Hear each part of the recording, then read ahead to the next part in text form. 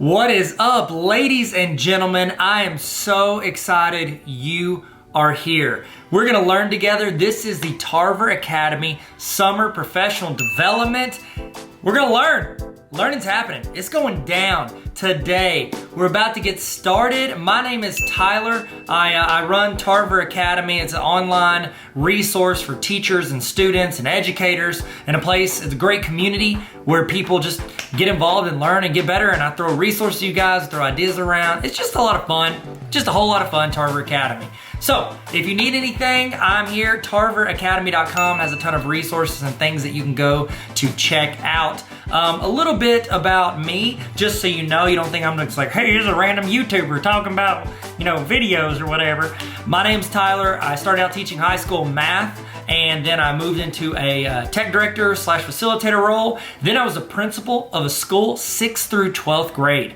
6th through 12th grade.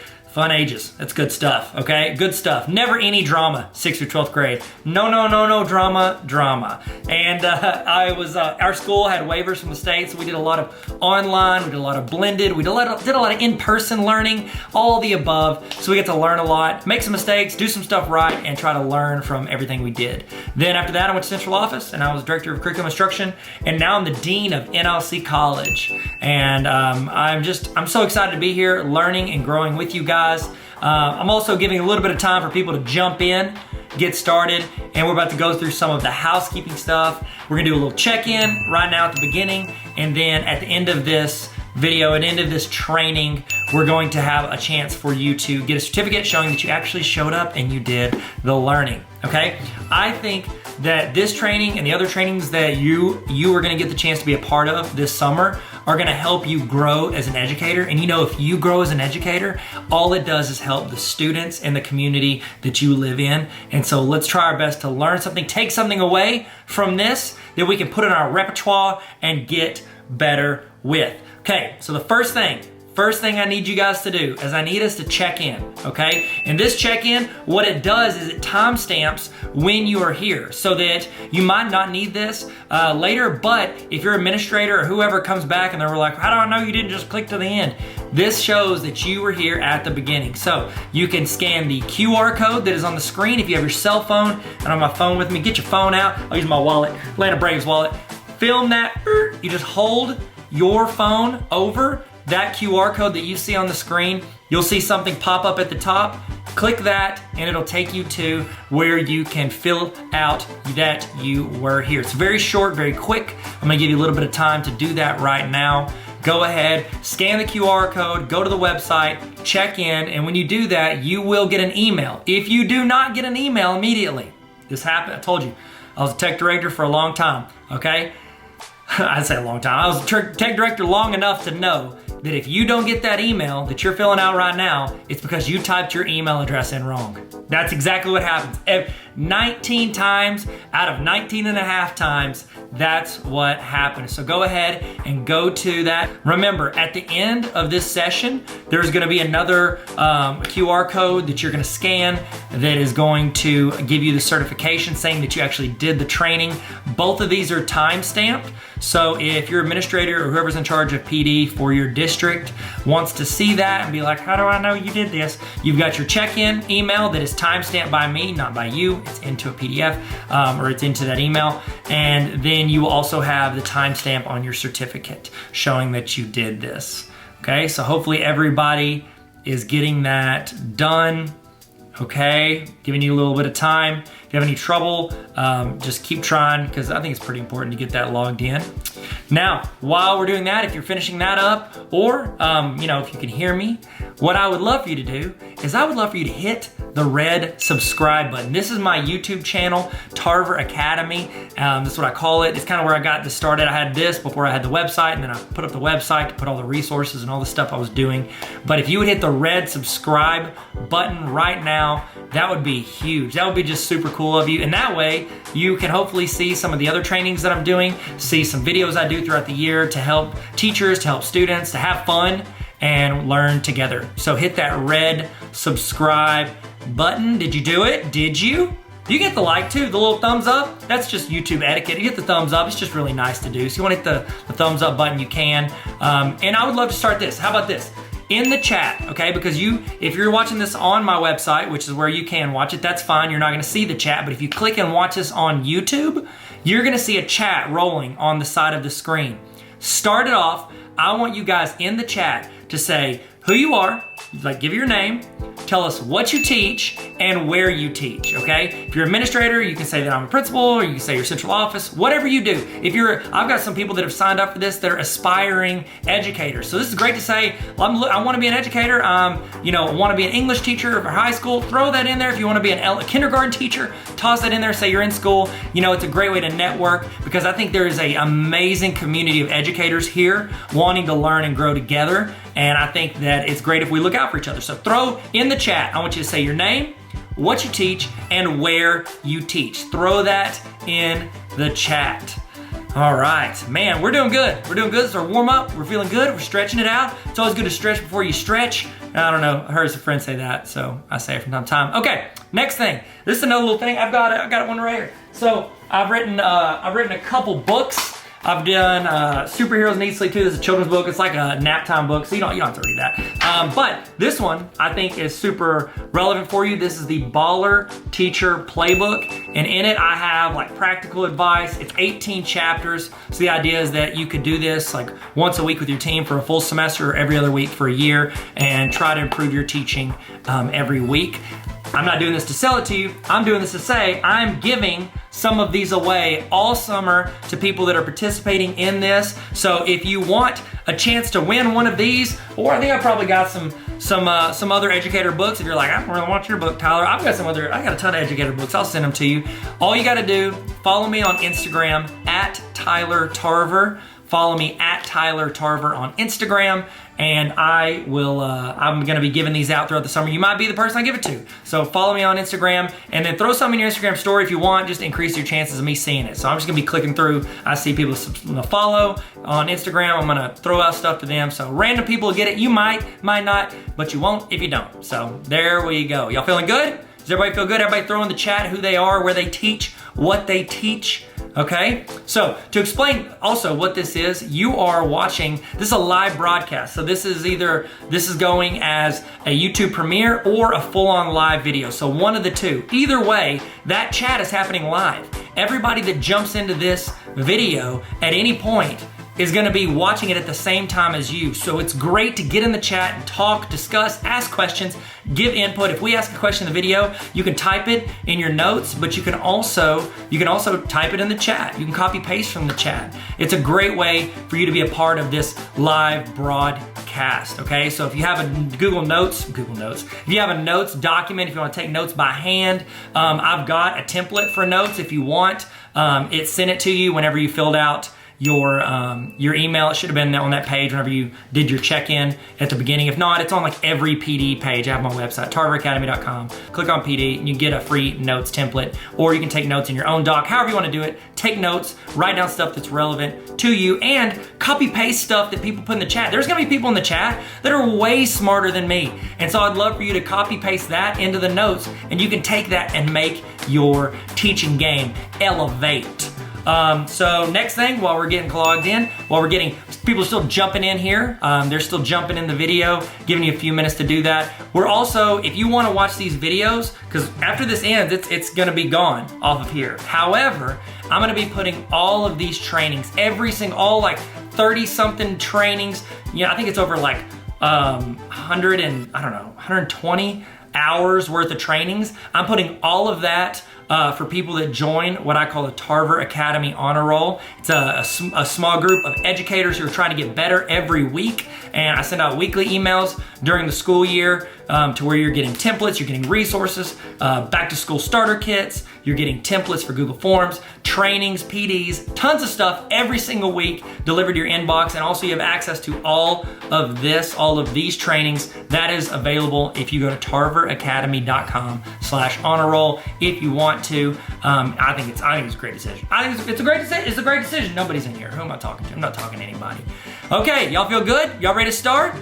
Y'all feel good? This is a little warm up. We'll explain what's going on. Everybody feel good? 1 to 10. Put in the chat how you feel today. Or give me this, how about this? Give me an emoji of how you're feeling today. That'd be better, 1 to 10, or give me an emoji. I'd love to see it. Or just give me a word. You're like, I don't want to do an emoji. Give me a word. How you feeling today? And let's get rolling. Remember, input in the chat, take notes, learn, grow. Welcome to the best professional development that you're gonna do. Not guaranteed, but it's an opinion, but it's also true, but it might be biased, but it's gonna be a great summer. It's gonna be a great training. Hope you guys learn something. Hope this adds you value that you can then bring to your students and make your school, your community, yourself better in some way. Guys, we're about to get started. Y'all excited? Y'all ready? We're about to do this. Let's get ready to learn and have fun. Tarver Academy. Let's go. Let's go. Hit it. Let's go. What is up, everybody? I'm so excited for this session. This is a session that I've been wanting to do for a long time. I plan on making some little videos, but I thought, you know what? I'm like moderate at best with my knowledge. So I brought in my boy, Mark Cox, Marcus Aurelius Cox. Thank you so much for joining us. Mark, say hello to everybody. Yeah, man. So good to be here. This is awesome. Oh, it's even better for me because I get to learn from you and with you, and we're going to get a chance to talk through it. Here's the deal.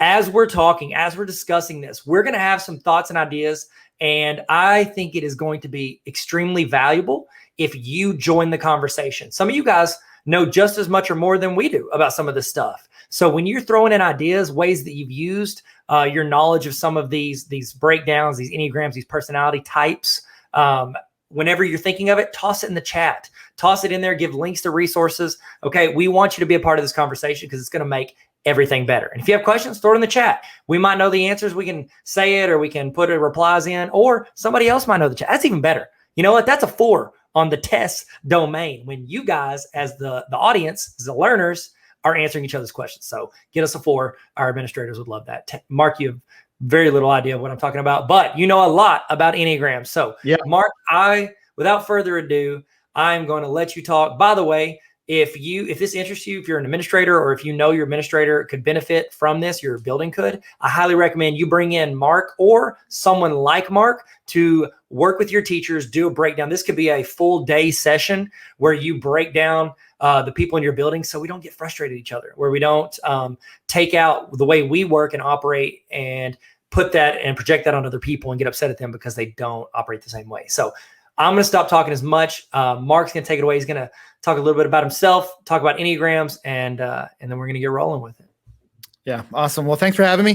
The Enneagram is this amazing typing tool that it's really just like any other personality typing tool that you've used. It has a little bit of differences between those and the ones you've taken before, and we'll get to those in just a minute.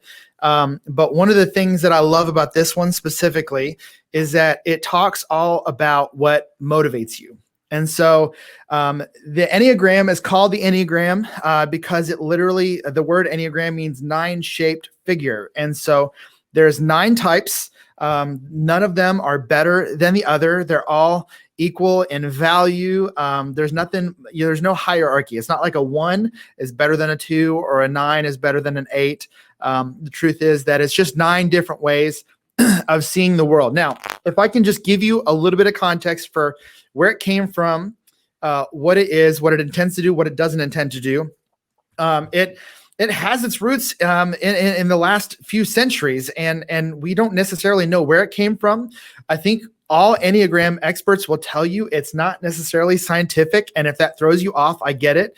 But the thing about this is that what countless educators have found is that this is bringing a lot of language for ways of being and ways of making it in the world that we have not seen before. And so, yeah, there's the 9 types as you're looking at them. And here's what's interesting is that each of these 9 types really has a specific focus that goes all the way back to a way that children coped with the world, the way that they dealt with the world. So whether that's trauma or whether it's the way they grew up in a family, whether it's the way that they walked through a move or relationships, there's a way that children go about coping that begins to start to firm up their personality. And as you well know, you're the lump sum of the things that you've experienced in this world, and you've learned to cope in a certain kind of way that may be different than others. And that is kind of the basis for what's happening with the Enneagram. And so, like I said, there's 9 different types. We want to just kind of intro them really quickly. And so just the first one, number 1, remember, not better than anyone else, is the reformer or the perfectionist. Perfectionist is what I like to call it, a perfectionist, because I have a friend who's the one that I work with, and he kind of loves and hates the terminology. So I use perfectionist, but I think that encompasses it better for me. So we'll use perfectionist going on from here, but reformer, a lot of these have a couple different names, right, man? Right. And so the perfectionist is motivated by a need to make things right, to fix things. And what they would probably tell you is that they know the exact way to load the dishwasher. They're the kind of people that are yelling at you in traffic if you're driving slow in the left lane. They know how to, like if you're coloring and you don't color inside the lines, they're going to come and fix it for you. They're going to show you how to do that. So that's number 1, the perfectionist. Number 2 is the helper, and they're motivated by a need to help everyone around them. They're very compassionate. They're very empathetic. And the truth is that these helpers are really known for pouring out. Kind of the back end of that is that they're usually looking for reciprocation, but they won't verbalize it. And so that's a helper. And we'll dive in more to that as well. 3 is the achiever. And the achiever is the dude that shows up at a party in the Lamborghini. He's going to tell you how much he makes. He's going to tell you how his sales are doing. This is also called the performer. And this person is motivated by a need to be successful. Or another way to put it would be to avoid being a failure or even appearing like a failure. So when they show up at a party, they are the life of the party, and they are looking around to figure out who it is that they can make a sell to, they can promo, they can invite someone to something. So they're motivated by a need to succeed.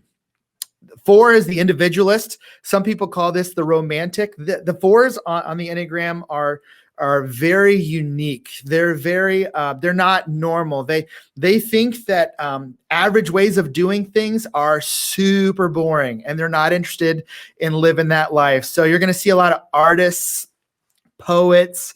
You're going to see a lot of movie directors and sound designers involved in this, because their goal is to be unique. A lot of times they embrace melancholy. They're very comfortable with like melancholy, sadness, those kinds of emotions. They would think people that are always happy are the biggest fakes in the planet. And so they are motivated by a need to be different. 5s are the investigators.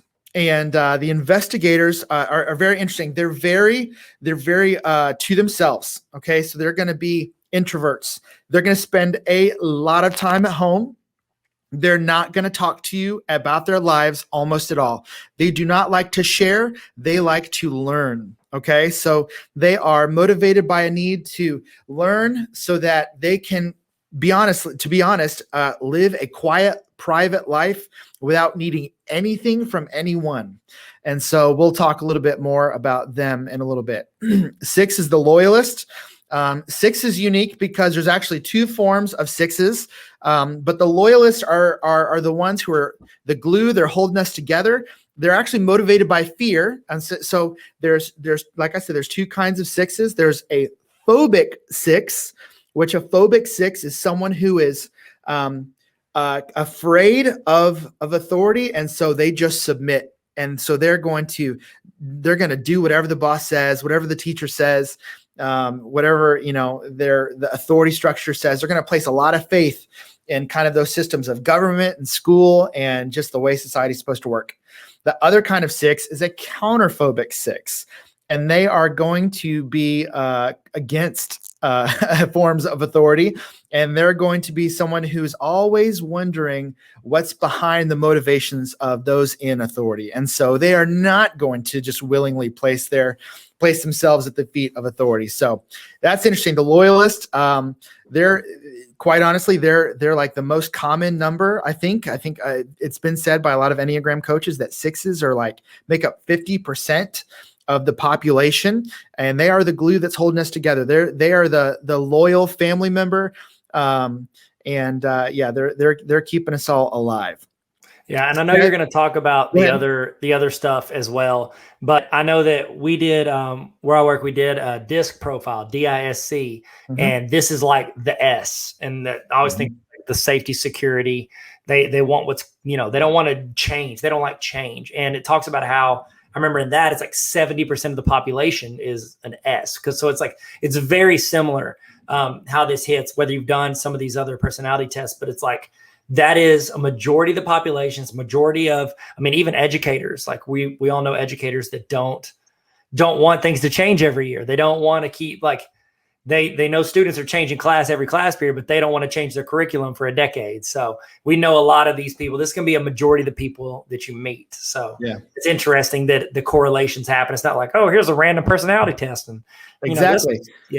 Well, to your point, what's interesting about all those personality tests is that I think that there's overlap in all of them. So I've taken Myers-Briggs, I've taken DISC, I've taken Strength Finders. I've taken the True Colors one. I don't know if that's familiar. True color shining through. It's not even a real personality test. I just threw that in so you could sing for us. That's Thank great. you. I appreciate it. Looking forward to Small Town Girl whenever you talk about that test, because I've got a good line for it. The journey test. So what's interesting about that, and specifically with Strength Finder, okay? So let me just go ahead and give you a quick heads up. I'm a 9 on the Enneagram, and I'll talk more about that later. But as I study the Enneagram, I found that a lot of my 5 themes of talent on the Strength Finder line up exactly with the Enneagram 9 Peacemaker. And so it's very, very interesting. In fact, one of my 5 was actually harmony. And I was thinking like, oh my goodness, it's exactly the same thing. And so before you start to pit personality tests against each other, understand that they probably have some overlap and could probably even edge out some of those curves that you may not know exactly what is, what is possible with all those. Okay, so that's 6. 7 is the enthusiast.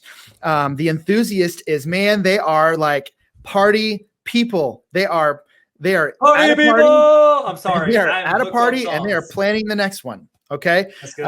7s are motivated by a need to avoid all feelings of pain, any feelings of sadness. And so they are people that will eat until they can't stop, and then they'll eat some more. They will plan 3 vacations when they should really plan 1.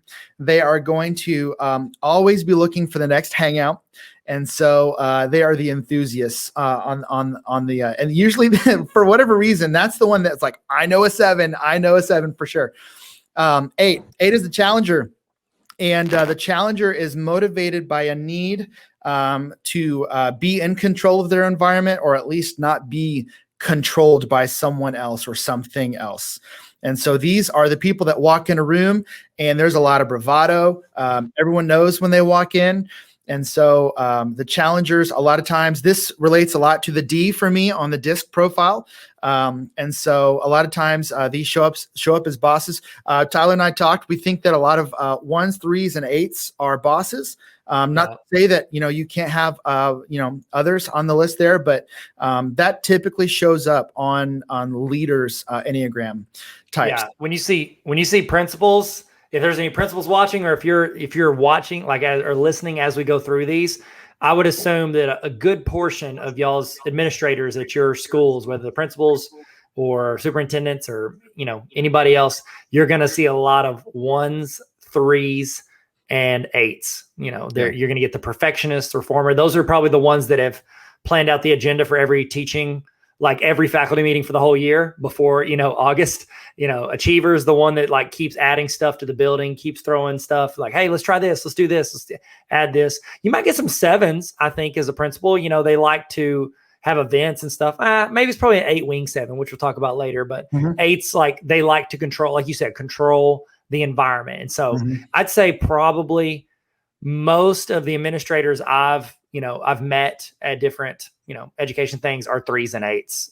That's the most of them. And ones, 3s, and 8s operate completely differently. Sometimes they can look like each other, but their motivations are completely different. So that's good. We're going to get into that. I'm excited. Last but not least, the 9 is the peacemaker. And so the peacemaker is not just someone who walks around trying to make peace, but they are actually people who are avoiding conflict at all cost.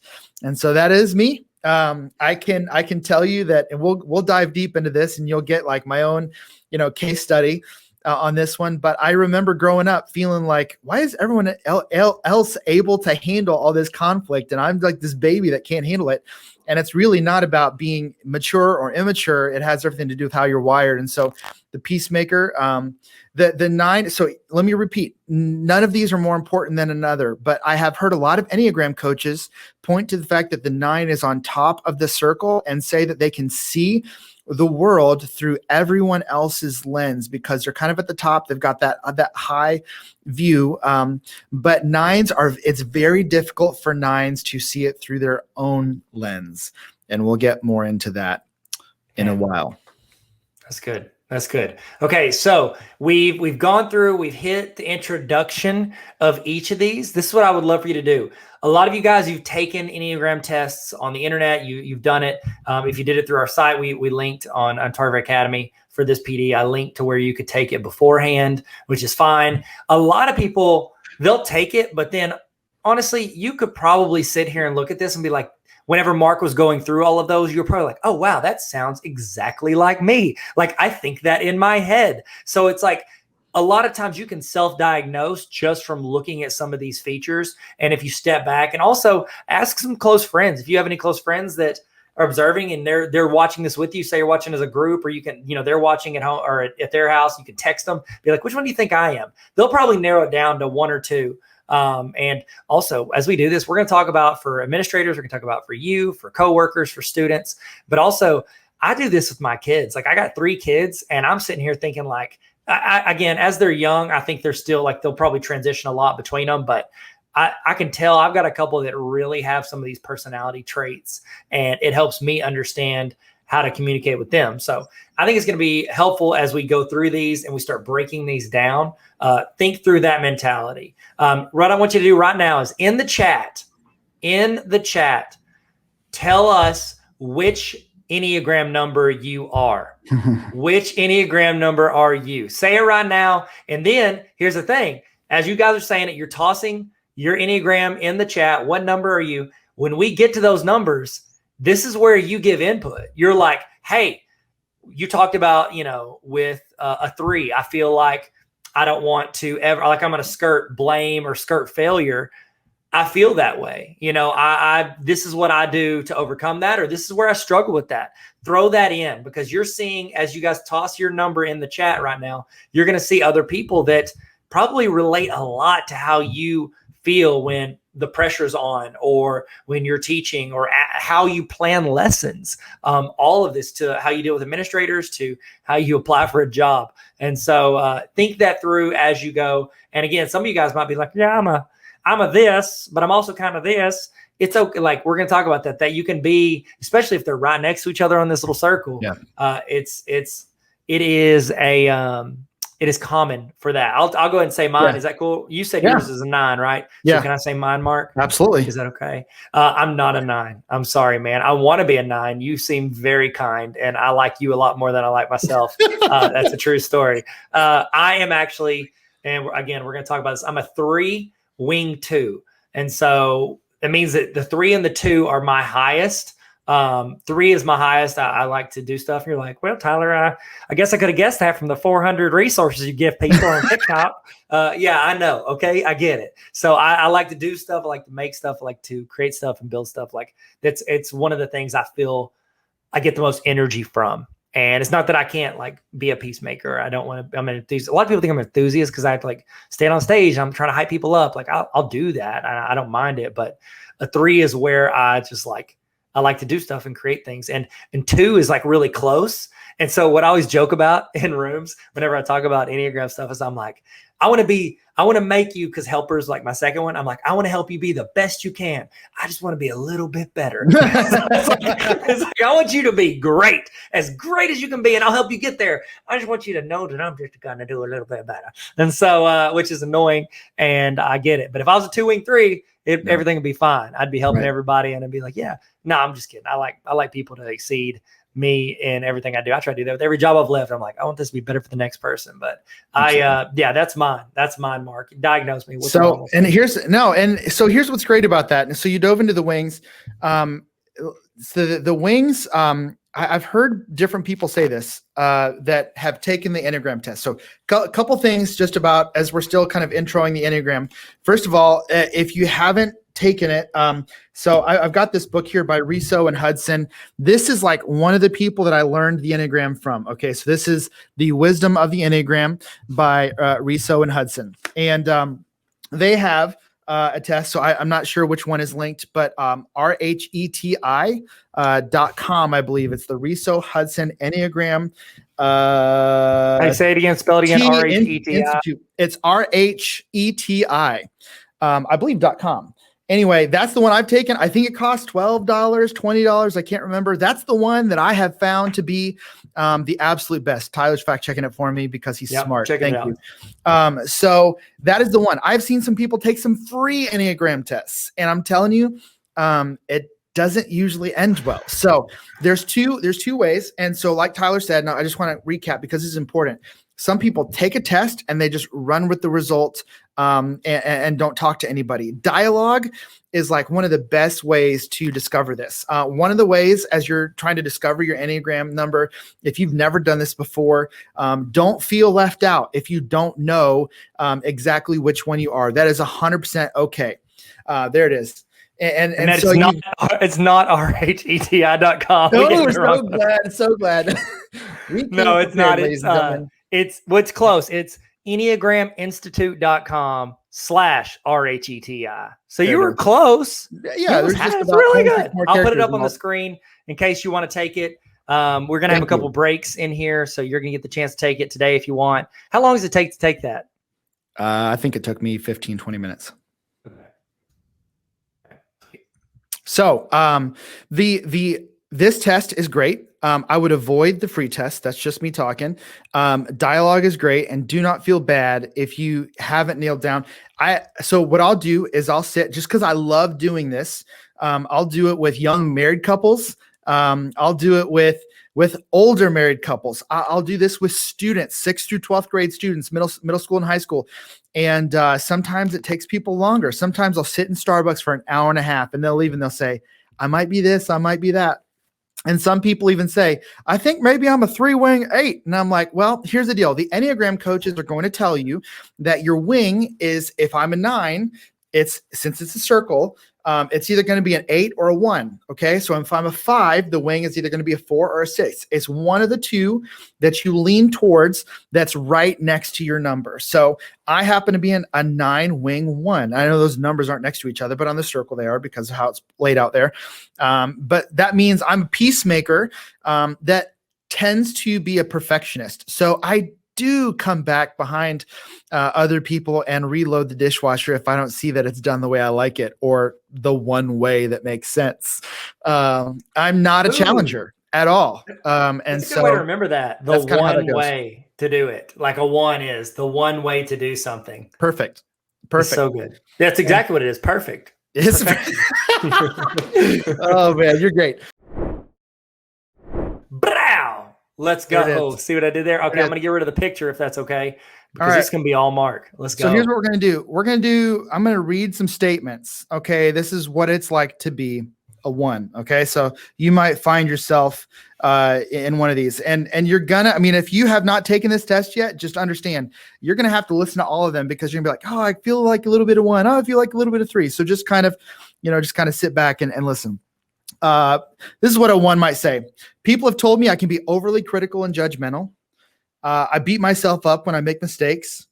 I don't feel comfortable when I try to relax. There's too much to be done. I don't like it when people ignore or break the rules.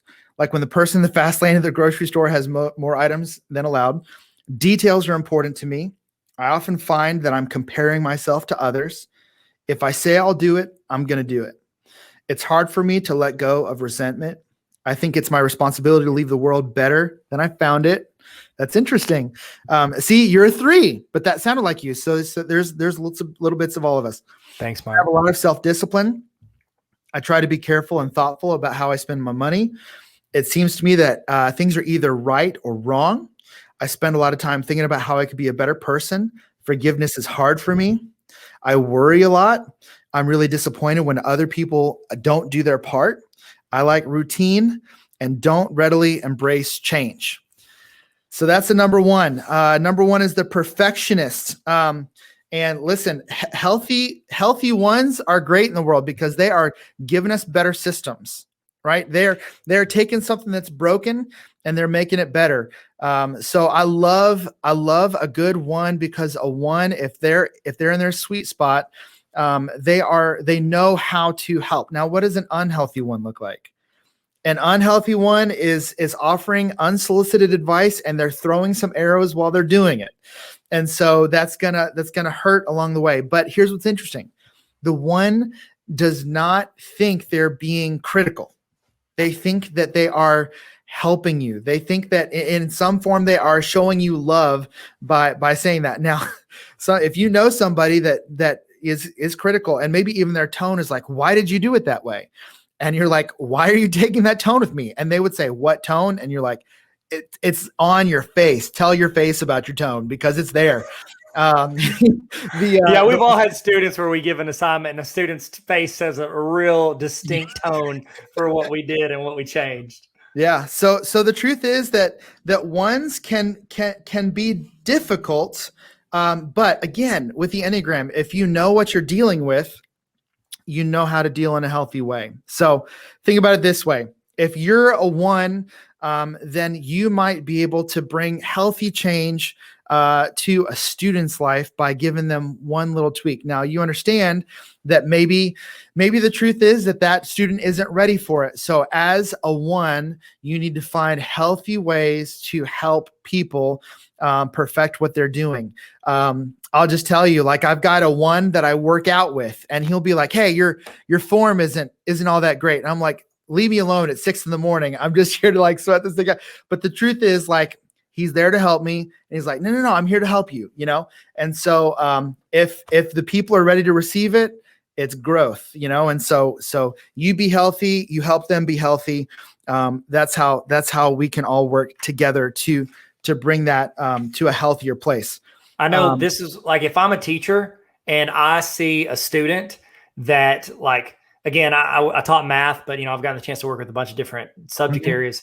It's like that student that if they have a project for history or diorama, is it diorama? Not diorama. That's weird. Diorama. And they're trying to build it, and they're trying to create it to this perfect thing. Whereas it's like those other students are like, just get a 95 and go. You know what I mean? But they're like, no, I have to get it perfect this, perfect that. And if something happens, kid steps on it, kid bumps it before it's turned in, they feel like it's not the best reflection of what they can do. Like, they didn't feel like, oh, this is the fullest version of what I can make. And I think, anytime we do group projects, it's good to be aware of students who are 1s, because they're going to get frustrated quickly with the people that aren't taking it as serious as they are, I think, or wanting to create what they're trying to create. Also, it's just like, you might go ask for something like, so for instance, I think of, so my dad, he's an Enneagram 1.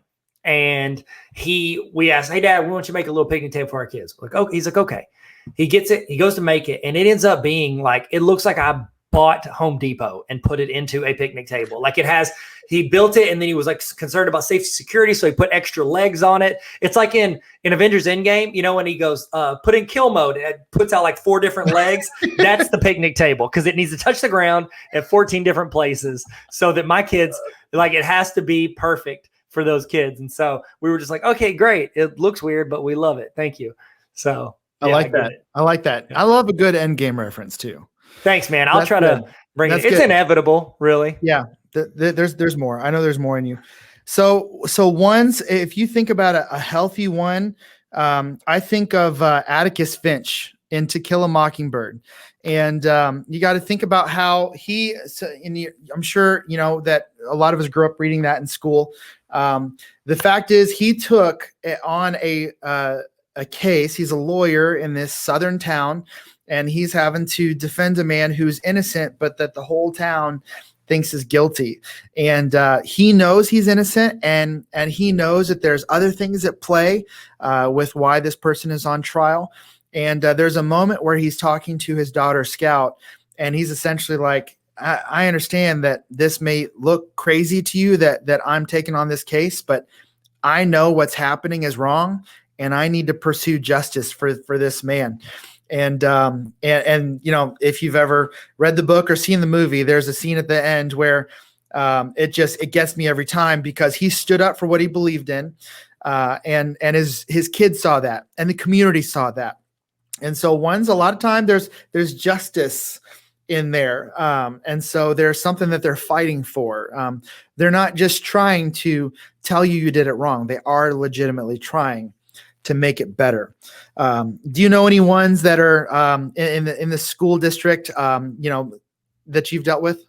Oh yeah. And I think, okay, so 1s and 5s, I feel like I get mixed up a lot. And so you can tell me if, like, Tyler, you're way off, but there's an administrator I've worked with, and he's very much like, don't throw anything on him last minute. He doesn't like to wing it. He doesn't like to, that's 1, right? Not the 5. Okay. Cause you were describing the 5. I was like, maybe it's a 5, but it's like, if you're going to plan anything, he needs to know 3 weeks in advance. And in his schedule, if he has, this is the meeting date, he's going to have like a 1.5 hour meeting prep time built into his calendar to get ready for that. So he comes in with the fullest amount of knowledge he has.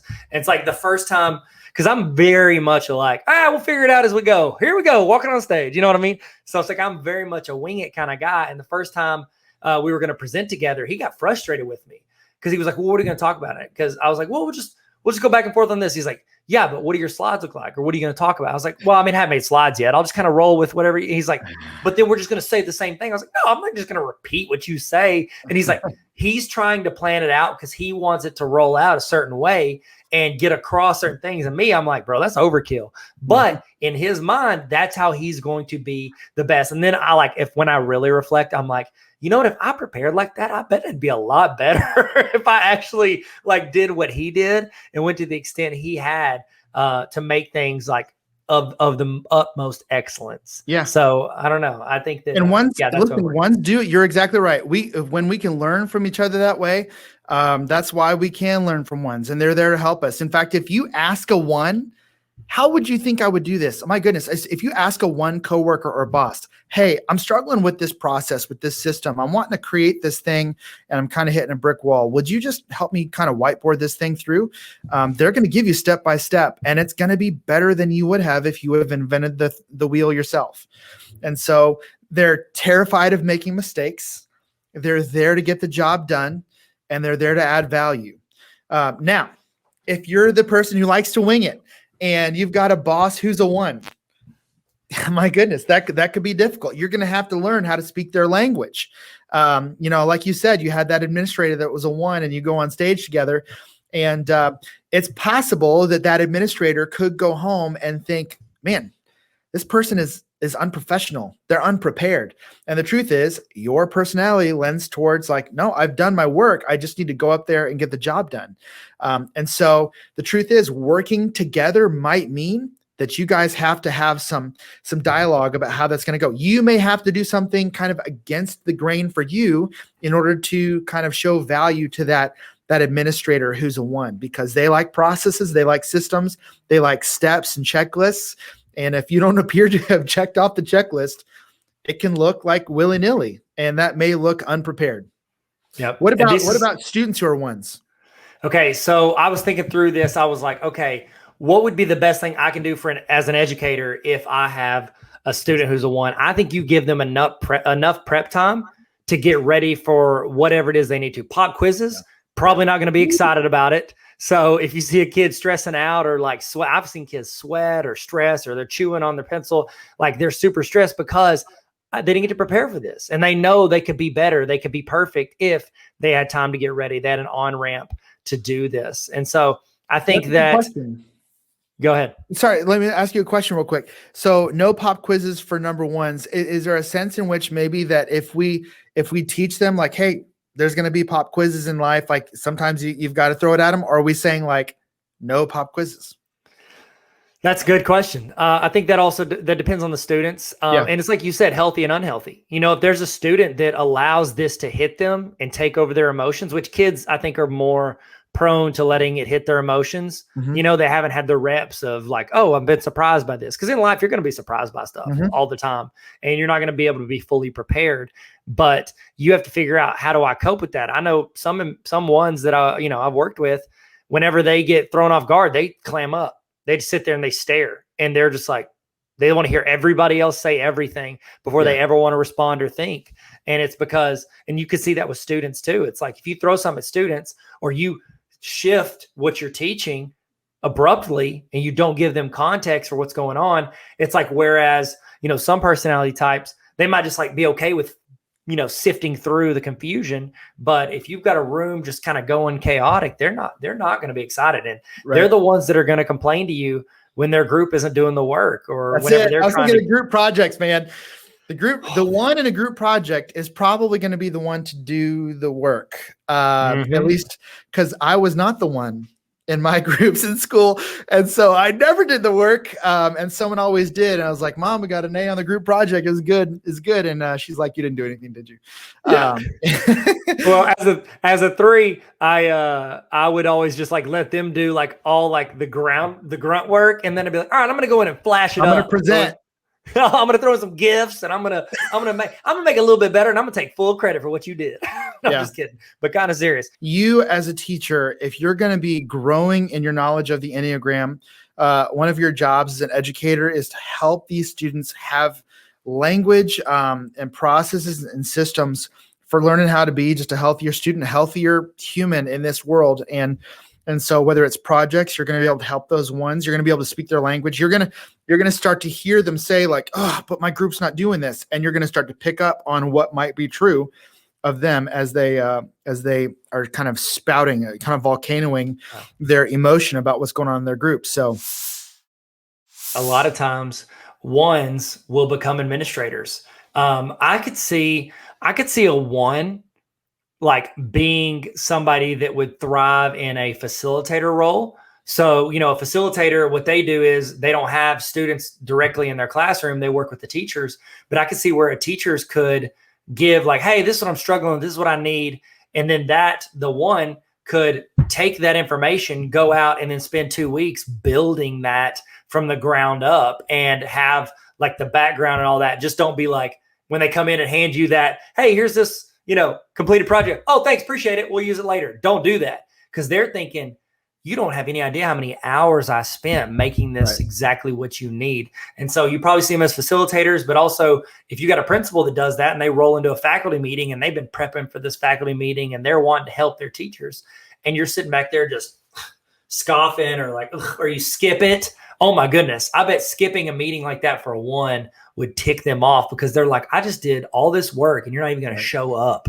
Yeah. And so it's like they get ticked about that. So I don't know, what's your advice to educators who, have administrators or even facilitators that happen to be ones? I would just pick up on all of their stated and non-stated cues as far as like what's required. If they ask you to do something, they're not messing around. They expect you to do something. Mark, is it cool if I read? I went and searched some like famous Enneagram 1s. Is it cool if I toss that out? That always helps me. Like you talked about Atticus Finch, and like I think it's always good to throw out people that have been diagnosed as. And again, like you're like, well, that person's like from a long time ago. It's like we're diagnosing them now. So right or not, and this is not me diagnosing them. This is the Google. So Martha Stewart is a 1.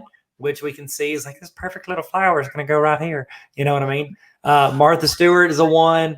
Ruth Bader Ginsburg, Michelle Obama, Nelson Mandela, Tina Fey. I was caught off guard by that because maybe it's because she's so good at improv. But then again, maybe I would like to see how much she preps for anything that she goes into. Mahatma Gandhi.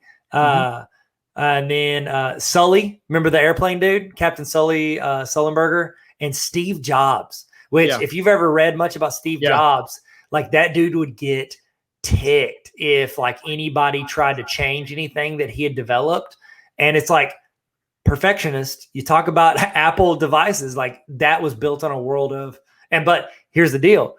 It got him to the point where he got kicked out of his own company because he got so focused on him being the only one that's right. And so yeah, a couple more. Al Gore was one, C.S. Lewis, Eleanor Roosevelt, and then just, fan favorite, Natalie Portman. I'm just there you go. Growing up, I was a big Natalie Portman fan. Princess Amidala. Yeah, that's it. Padme Amidala. Little Star Wars prequels action. She was nice. She seemed nice. The one I've heard Dwight Schrute as a one from The Office. I could see that. He always showed up early to water the ferns. So yeah, he was always ahead of game. Processes. So you see it on a serious note. Nelson Mandela, going back to that Atticus Finch like justice element, everything that Nelson Mandela did to bring health. Thinking of everything he did, risking what he risked to bring justice, and so that's awesome. Thank you for sharing those. Good. Yeah, you know what? I'm a helper, I guess you could say. What? Speaking of helper, let's start with number 2. Let's roll into number 2. Now, here's the deal. I'm going to go ahead and say this in the chat. Let me know if you are a helper. If I'm taking a guess, I would say a huge chunk of educators fall into the type 2. They are helpers, because I've sat in hundreds of interviews for educators, and it's like, why do you want to, we always ask the question, like, why do you want to be an educator? What drives you as an educator? And the answer we almost always get is they talk about that aha moment that they see in students' eyes. And it's like, that is essentially, I want to help students understand. I want to help them bridge the gap in their learning. I want to help them be better humans. And so I think that a lot of educators fall into this type, the helper. So, and here's the deal. And the way we do, administrator, I would say that, just because there's so many helpers in education, I'd see there's probably some administrators here that are going to fall into this category as well. So, and again, this is a great one to be, if you're healthy too, like, I think it's a great one to be in education. And I know we're going to get into it some more and you're going to talk about it, but my mom, she's an educator and she's a 2. She's what they like to call a solid 2. Like, she ain't got no wings. She's a penguin, arms tied behind her back. She's a 2 all day, every day. So, all right, Mark, take it away. She's a penguin. I was waiting for your that was good. I like that. No wings. I was going for the no wings. No wings. I like it. Here's what it's like. Say that again. I was gonna say it's like a horse versus a unicorn. Because unicorns, they're just like fancy horses with swords on their heads and wings. You're right. Whereas a horse is just like, I'm just a regular old horse. I ain't got no wings. Yeah. Okay, so here's what it's like to be a 2. When it comes to taking care of others, I don't know how or when to say no. I'm a great listener, and I remember the stories that make up people's lives. I'm anxious to overcome misunderstandings in a relationship. I feel drawn to influential or powerful people. People think I'm psychic because I usually know what people need or want. Even people I don't know well share deep stuff about their lives with me. It seems like people who love me should already know what I need. There's kind of the other end of it. I need to be acknowledged and appreciated for my contributions. I'm more comfortable giving than receiving. I like my home to feel like a safe and welcoming place for family and others. I care a great deal about what people think of me. I want other people to think I love everyone, even though I don't. I like it when people who love me do something unexpected for me. Lots of people ask me for help, and it makes me feel valuable. When people ask me what I need, I have no idea how to answer. When I'm tired, I often feel like people take me for granted. People say my emotions can feel over the top. I feel angry and conflicted when my needs conflict with others. Sometimes it's hard for me to watch movies because I find it almost unbearable to see people suffer. And then last, I worry a lot about being forgiven when I make mistakes. So twos are the helpers, and they are out to help. And the goal is that they are going to be people who help and help and help. You heard kind of the verbiage in there. They don't know when to stop. They are really, really empathetic. They know your needs before you know them. And so they want to be appreciated, though. So there is usually within twos, they are wanting to feel love by having that help reciprocated, but they're not going to tell you that. And so as you're thinking through what it's either like to be a two, or work with twos, work for twos, or teach twos, understand that a lot of times twos are not sharing everything that's going on inside of their heart or inside of their head. And so there's going to be a couple numbers like that. You're going to see that. You're going to see that show up in the fives a lot. You're going to see that show up in the nines a lot. But the twos are someone who are going to hope that you know that they need love or attention or value. So, Tyler, have you worked with any twos? Yeah, I've worked with a few. Yeah, these are the ones, these educators. Okay, so let's talk through, let's do coworkers first, okay? Because, talk about working with twos. So as a teacher, this is the person, they're always the first to be like, do you need any lesson plans? Yep. Like they seek out how they can help you. There's some teachers you have to ask like, hey, can I borrow this? Or do you have this or this? They're going to like on the forefront of their mind is what does everybody need? What does everyone in the room need? How can I help people in this room? Help students. They're the ones that buy prom dresses for kids that can't afford them. They're the ones that stay late to make sure everybody has a ride no matter what. They're and that's the thing so as an administrator, when I was a principal, I had to think through, okay, these teachers go above and beyond in these areas. And it's like, they might lead a group they don't necessarily want to lead or feel qualified to lead, but they'll do it just because those kids need someone to do that. And it's like, they will often overextend themselves in that role. They'll become, I think I'm a wing two, and I had 3 groups that I led, as a teacher. I had 3 different organizations I was in charge of. And, whereas a perfectionist be like, no, I'm taking one and going straight to the top. You know what I mean? Like where a 2 might be like, okay, I will, put my arms out and try to hug everybody and maybe miss some people along the way. Or it might affect me whenever a kid, like they don't want a kid to fail a class. I've seen these teachers, they will literally do anything they can to keep a student from failing. Whereas some other educators might be like, no, you should have been ready. You should have done this, this, and this. This is the rules. These are what perfectionists might fall into that. Different people, the 8 is like, no, this is the rules I set. And you will follow these rules. Whereas a 2 is going to be like, okay, go make a phone call in the closet, honey, and call your mom and tell her to bring up your homework so you don't make a 0. You know what I mean? They're going to go above and beyond. And it's not, again, keep in mind, if you're a 2 or if you know a 2, they're not wrong. It's just how they're wired. Mm-hmm. They do this as the ultimate, like the pinnacle of being a human is helping others. Whereas you might see it as like, oh, I'm training them to do this, or I want to do this, or they need to do this.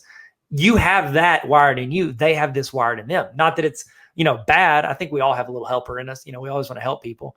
I say that. We don't always, but most of us do, except for that one, Dolores. No, I'm just kidding. Dolores, I think you're great. You're great. What number is Dolores again? She's an 8. I'm sorry. Go ahead. I'm just kidding. I'm joking. I'm joking. 8s are great.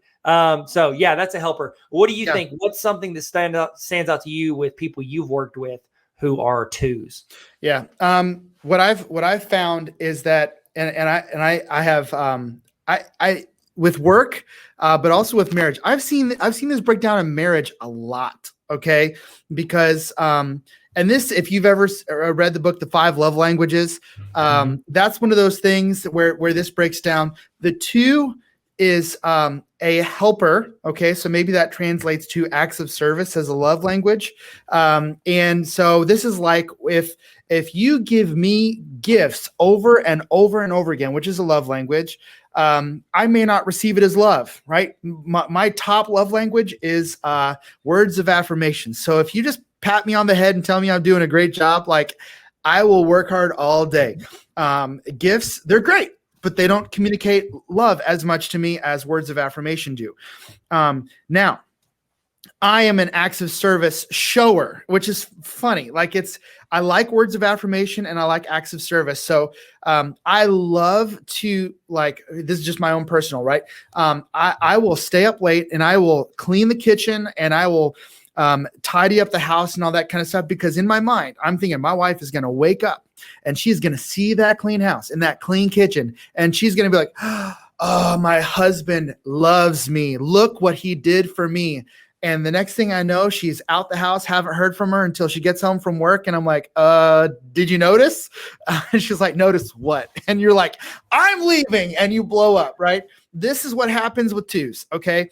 Twos give and give and give and give in every direction. And if you're working with twos, you need to understand that they may help you on a project. And you need to understand, like, they are hoping that you appreciate them for it. Okay. They want that appreciation. They don't need you to necessarily even pay them back, just to say like, thank you. I know that you gave up a lot for me. Or maybe you're just buying them a coffee and saying, hey, you helped me out big time last week. That is huge for me. Like, I know you didn't have to do that. Some sort of appreciation will go miles with twos. If you are working for a two, you need to ask questions, okay? And I would say this works for if you're working for a two or if you have students that are twos, because twos are not going to tell you their needs. Twos are not going to tell you when they think something is wrong. Twos are not going to tell you when they think you're doing it wrong. Like a one will automatically, they will tell you yesterday. But a two is not going to verbalize their own emotions, their own needs, or their own desires. And so when you think of having a student that's a two, you're going to have to make sure that you are proactively seeking them out. If you're a two, throw in the chat something you don't want to hear. Okay. Or you don't you don't want someone to say to you. I think that's interesting. Throw that in the chat. What is something as an Enneagram 2 you don't want to hear? Or if you're not one, what's something you know not to say to them? I know that Enneagram 2s can be lifesavers. Like, these are the people that you're like, if I call them, they will stop whatever they're doing if they can tell that I'm really in need, that I need something, that you text them and you're like, hey, I'm late again. Can you cover my classroom? They're there before you can finish the sentence. You know what I mean? They never say no. And they'll put helping you above, teaching their class or doing whatever. They'll step in and help you or a student or an administrator. I think a lot of administrators, it's like they use twos and threes to kind of fill the gaps on a lot of stuff. You'll see a lot of threes that are like, oh, I'll do that. And a two will almost give it a minute and nobody volunteers, and they'll say, okay, yeah, I'll do that for you. It's like the threes jump at it because they want it. They want either the recognition or they want the challenge. Whereas a two will be like, oh, there's a need here. I'll fill that. So, and again, I'm a 3-wing two, so I guess I do pause. I'll take it. Yeah. No, you need help. so yeah, twos are some of the best people on the planet. And they just don't know how to be healthy. And I want to make sure this is clear. As to talk about all the numbers, sometimes as we learn about the Enneagram, we can tend to caricaturize or make someone a cartoon by their weaknesses. And by no means do we say that all twos are, this thing. The unhealthy twos are not aware of their own emotions. Yeah. Healthy twos know how to express those emotions. So healthy twos, we talked about those strength and security numbers. A strength for a two is to look a lot like a 4 who's able to verbalize, I don't love everybody. Now, they're by and large, as kids and as young adults, they're not going to say that to anybody because they're trying to serve everyone around them and help everyone around them. But a healthy 2 has boundaries, knows when to say no. If a 2 says no to you, they're in a good spot, right?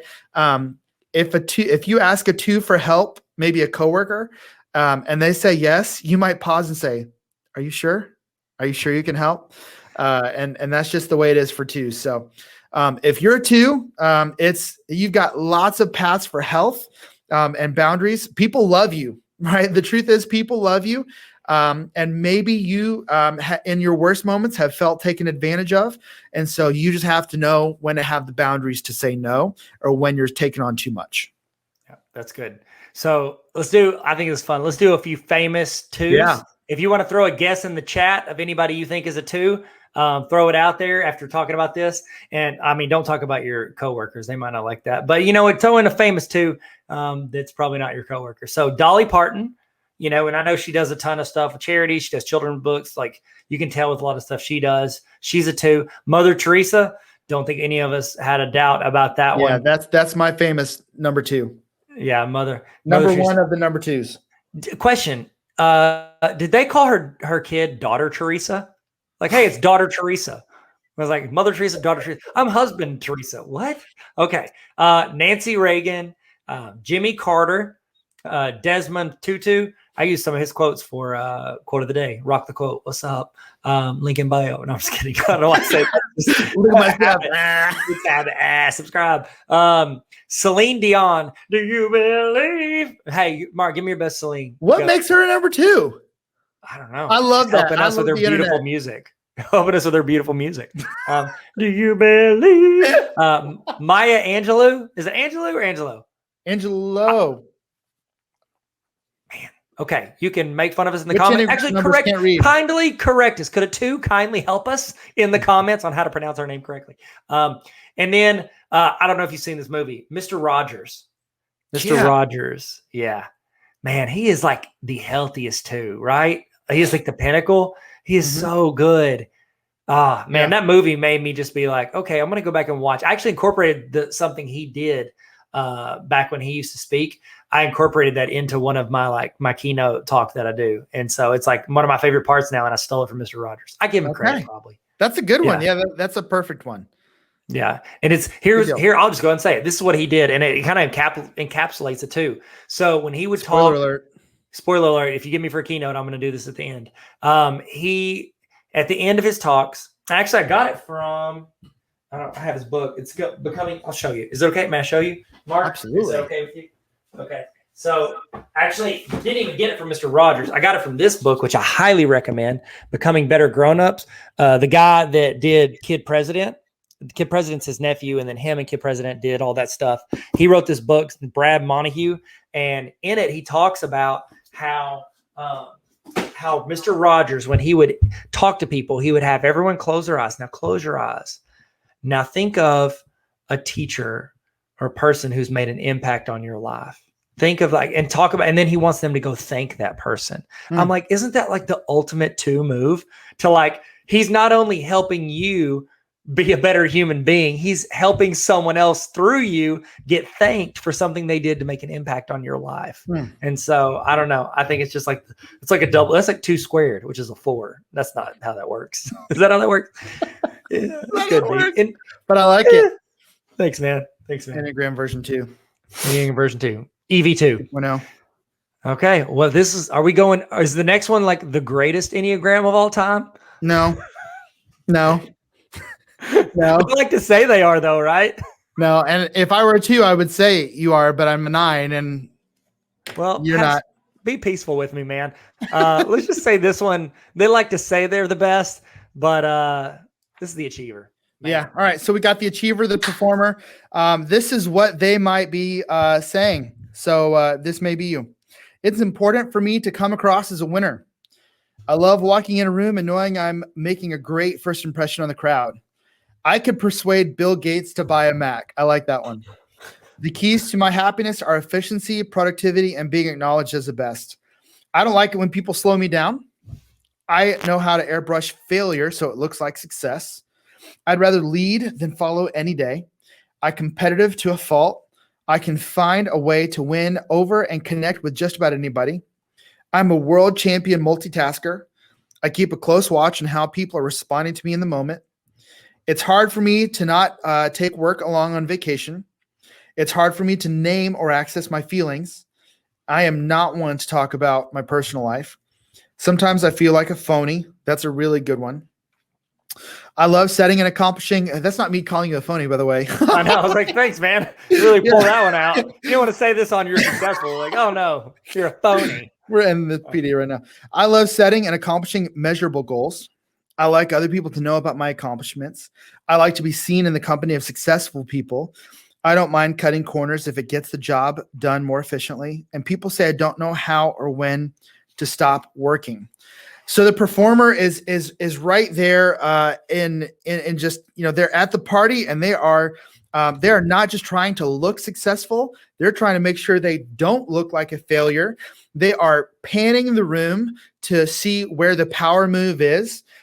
So if they end up in a conversation with you and you are not the person that they are finding great interest or challenge in, or a sales opportunity or some kind of promo, they are eyeing, they're like, yeah, they're having a conversation with you, and they've got 30 seconds left, and they're jetting, and they're going to find someone else. This person in health is someone who knows how to set healthy goals. So this is someone who can help you in everything you're doing in life. So a lot like the one in health, they are there to help you. They're not concerned with showing off or listing their wins or making sure that they don't look a certain kind of way. Like I said, the unhealthy version, like I said in the descriptions there, they feel like a phony because they'll walk into a party and they chameleon into whatever they need to be to appear successful. And maybe it's not a party. Maybe they're walking in school. I'm going to tell you, their Instagram looks flawless as you scroll. They are not going to take a picture of their kid crying. They're going to see that. Are you saying your Instagram is not flawless, Tyler? No, dude, have you seen my Instagram? Everything is a video from like the worst angle ever. It's like, here's my neck. I'm like, hey guys, maybe what's that's up? because Like, you're I'm healthy and you don't have to appear perfect. Oh, thanks, man. There you go. See, Thanks again, we caricature these numbers, and this is the way I read the Enneagram for such a long time. I'm like, well, I'm definitely not a 2 because I'm not blah, blah, blah, blah, blah. And they're like, well, a healthy 2 wouldn't do that. I'm like, good point. Okay. So we're not going to characterize 2s or 3s. So yeah, a healthy 3 is someone who can really be helpful because they are not concerned with themselves. They're concerned with others and helping them be successful as well. But they have a really hard time finding out exactly who they want to be because they're so busy putting on a front. So they're going to wear a lot of costumes to fit whatever mold they need to fit. They're going to put on a lot of masks and a lot of different faces to make sure that they're not going to let you see them bleed. And so let's talk about what it's like to be a 3 as a teacher. You are going to be, your classroom is going to be immaculate. It's going to be ready for day 1, and it's going to look immaculate on the last day of school because you're going to have the best grades. You're going to have the cleanest room. You're going to have everything popping off. You're going to have your teacher Instagram and Twitter filled with lots of content for parents. Your email is going to go out on time, and it's going to have everything that they need. There's not going to be any mistakes there. And you're going to be plugging away at what people need. But maybe would you say, Tyler, there's pitfalls as a 3, as a teacher? Like if people are sitting here listening to everything we're saying and like, well, performer, like this seems amazing. Like these are obviously the people that are killing it in the game, but are there pitfalls as a 3?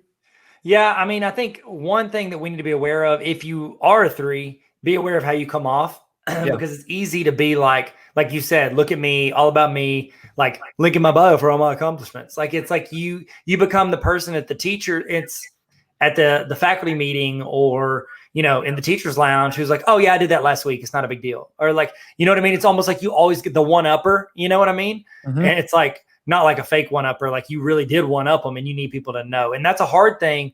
I think for 3s, like the battle is when someone says they, oh, I heard a new band or I tried a new lesson plan or whatever. I got through to this kid.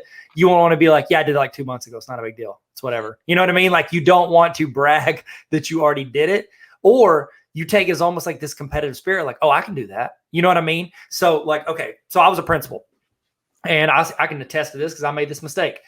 The problem I made as a principal was I was trying to make it the school that everybody wanted. Does that make sense? Mm-hmm. So like you talked about the chameleon, like you're around. So if I'm around a certain teacher and they have a certain perspective or view, I'm like, oh, I want to accommodate that. I want to make that happen. And then I have another teacher who has like a differing view or a different way to do it. I'm like, oh, okay, well, I want to make that happen for them too.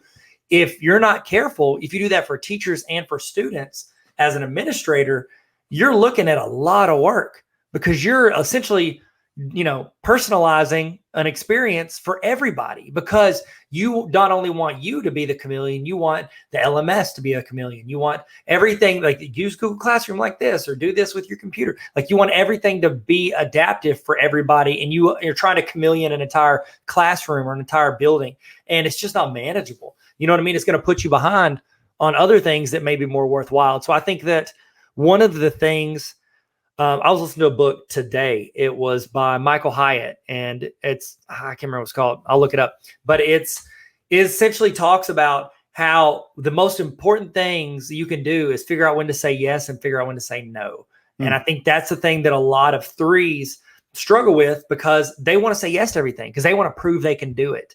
And a lot of times they can. You know what? These are, if you've read Ron Clark's book, Move Your Bus, these are very often your runners. They're the people that get in the bus and they kick their feet and they start running. They move everything forward. The Hyatt book is called Free to Focus. And it talks about if you want to accomplish anything great, you can't do everything. And so it's important to learn what to say no to. So it's like I talked about earlier, if you're in a faculty meeting, you're like, okay, we need somebody to be the new student council sponsor. A lot of times an achiever might be like, I'll do it. I'll try it. You know what I mean? Like they want to see if they can make it better, which is good, or prove that they can make it great. But, or if they wait too long, a helper is going to step in and be like, I guess I'll do it if nobody else wants to, And so it's like, I think that too often they can stretch themselves thin and burn themselves out. And so I don't know. I think if you've got a lot of threes become principals because they're ready for the next challenge or the next title, or, I guess unhealthily, it'd be like, I want a bigger title, but in a healthy way, it's like, I want the next challenge. I want to make more of a difference. And, the higher up you move in education, the more people you can impact. And I think that, that was always kind of in my mind. I mean, it can be perceived whatever way you want, but in my mind, I always wanted to make things better. And you can make things better when you get to be in the room, helping make decisions, and that's always my goal. I'm not saying I made always the right decisions, but I tried. And I didn't ever do anything, I try to do things to make things improve for teachers and for students. And you said it in your intro, and I was like, wow, my man taking shots at me. But in there, you talked about how you want efficiency is very important. These are the principles that automate things, that have, hey, you do this Google form and it builds into this and it generates this and it sends to this. Like they're going to try to make your classroom more efficient. It's like a one might not need to step back and be like, I need to understand this process before I just jump on in. You know what I mean? Whereas a three principal will just be like, here, go do it. Here you go. I've done everything for you. Just go get it done. Boom, this will make your life easier. And so it's like, we have to understand and walk people through that. And if you have a three principal, it's like they're going to naturally view people as their better teachers, the ones that go and do, they're doers. You know what I mean? Because, and that's, I think, and you can correct me if I'm wrong, Mark, but a lot of these numbers, because of what their core like drive and intentions are, it's like other people that are those core numbers they're going to naturally gravitate to them, and they're going to naturally respect those people. And so that can be hard for people that need to understand the process more before they lean. When an achiever's like, just go do it. You know what I mean? Or a peacemaker who won't, if they say they won't, like they're doing this, this, and this, it's like, no, just try it and make some people mad, but get done. It can be a struggle. And I'm sorry for talking about this so long. I just think that you do see a lot of threes in administrative positions, and, a lot of teachers are trying their best to, I don't want to say please their principal. I mean, they obviously want to, that's a part of it, I think, but you want to understand, like, why does my principal value this when they do it and not this when I do this? And it's like a principal that is a three is going to like it when you create a lesson plan that can just anybody in the building can use, as opposed to just doing a really good lesson plan with your one class, because they see that as achieving more than one classroom, which not saying is better or worse. I'm just saying that's a lot of times what they're going to gravitate towards in the teachers they look for. Yeah. So I would imagine your administrators want to see measurable goals met. Yes. And so they're going to see that as you winning you caring, you working hard. And so whatever that looks like for you, you need to think about what needs to be. So if it's, so I'm not in the education industry. So if I say something that's just a cuss word, then you tell me. But if it's net scores, Moodle is the only cuss word you can say. Sorry, go ahead. What? Moodle. It's an old LMS that everybody hates. Go ahead. If it's test scores, then that's something that you're shooting for. You have to know kind of what is on their mind as the win. So if you can ask them to clarify, give me what puts touchdowns on the scoreboard, then that is going to communicate like I care about what I'm doing and I'm trying to meet you, meet you there. So as you have bosses that are achievers, just understand, you have a boss that did it. And so they expect you to do it too. And so that's that.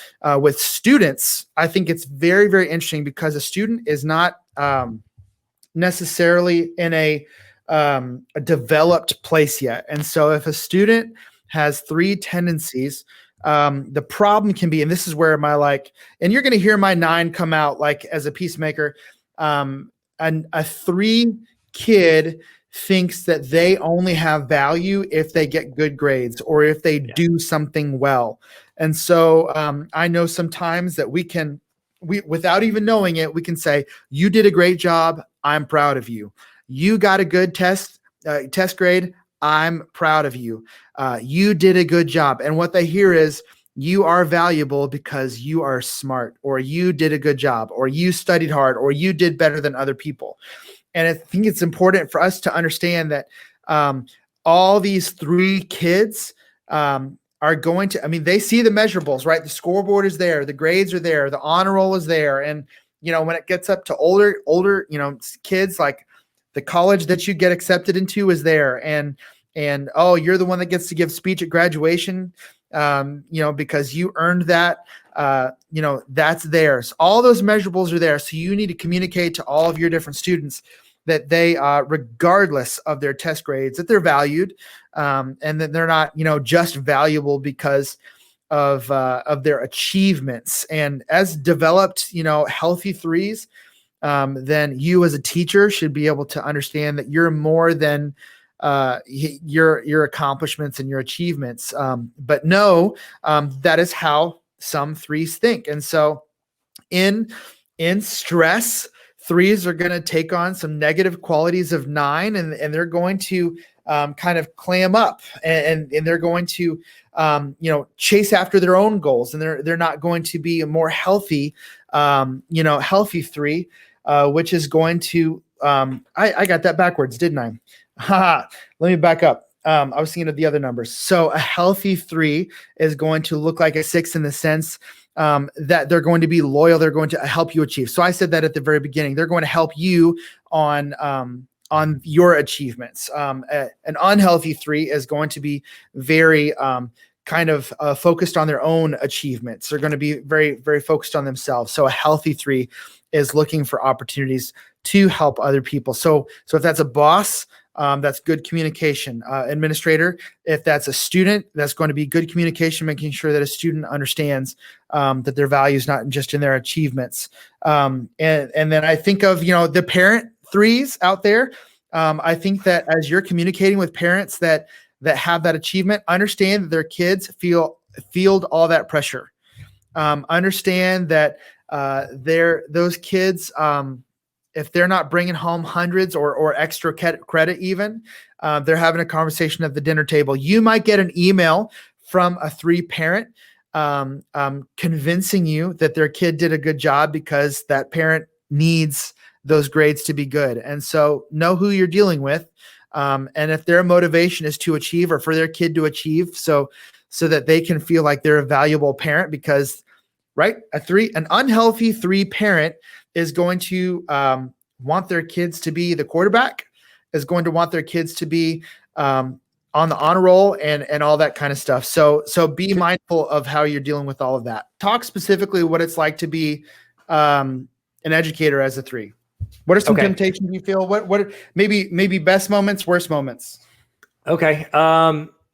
I would say overreaching. Like I said earlier, if you overreach, then you're not going to be able to have, like, either you're taking the time away from, you know, family or, you know, whatever you're doing outside of work, and they can have a tendency to be the ones that stay up there late because they're trying to do all the stuff they said they would do or show they're the best at anything. So it's like, if you have that competitive spirit, but not in a way where it's like, oh, I can gracefully lose. It's like you make excuses when you lose, or when yours isn't as good as someone else, or when you don't achieve your goal. I can see that as being a huge downfall. So it's like, don't overreach. Realize, like, this is my lanes. Like, I've found there are like 5 or 6 things that I feel like I'm pretty good at. And it's like everything else, I've got to be like, you know what? I'm not the best at that. I'll have fun with it, or I'll try it, or whatever. But I got to be okay with not being the best at those things. 2s are looking for appreciation. 3s are looking for admiration. Oh, and so, you know, you've got 3s that are performing. There's a reason behind it. There's a healthy end, and they want to be seen as the top performer. And so, if all that work goes without notice, you're going to see some hurting 3s. And so let me help you understand yourself, teachers, educators, administrators. You are more than what you achieve. You're more than what you perform. And so you may need to understand, just for your own health, your own mental health, as you walk into those classrooms, as you walk into those schools, you're more than what you achieve. You're more than what you perform. And everyone else sees you that way. You may be the only one that has to tell yourself, I'm more than what I achieve. I'm valuable because of what I bring to the table, but also just as a human. Like, you know, I am serving the next generation. And so if I don't, you know, achieve that YouTube channel like Tyler Tarver, or, you know, anything else that those other, you know, the teacher next door to you is doing, understand that no one else is holding you to that standard. So. Oh, that's good. Yeah. You want to hear some famous 3s? Let's hear it. Okay. Oprah Winfrey. I could have just said Oprah, like Oprah. Is there another? It's like Oprah? Once you get a name, what? Is there another Oprah? If there is, well, she has to use her last name. Yeah. Like they sent an email. They're like, the Oprah? Like, are you Oprah Williamson? Tony Robbins. Taylor Swift. I could see that with Taylor Swift, because she, like, not only sings, she writes, she's like a one-man band. She does it all. You know what I mean? I could see that, where it's like she wants to achieve all that. And not only did she win country, she won pop. She's getting she's going to take over every industry. Beyonce, another one-namer. Isn't it funny that the 3s are the ones who get achieve so much, you could just call them their first name. Let's just say that. Meghan Markle, Tommy Cruise. Yeah. Tom Cruise, your favorite actor. Big Tom Cruise fan. You have all his posters. They're on the other walls you can't see. And on the Get to the Choppa Schwarzenegger. So those are some famous. That's an interesting one. 3s. I know. I wouldn't have thought that either. Tom Cruise has like a 3 smile. I feel like he walks into a room and he's like, I'm going to own this thing. I like your Tom Cruise smile. Thank you for that. That's Tom Cruise. I mean, the truth is, like, 3s are very valued in America, like especially by corporate America, right?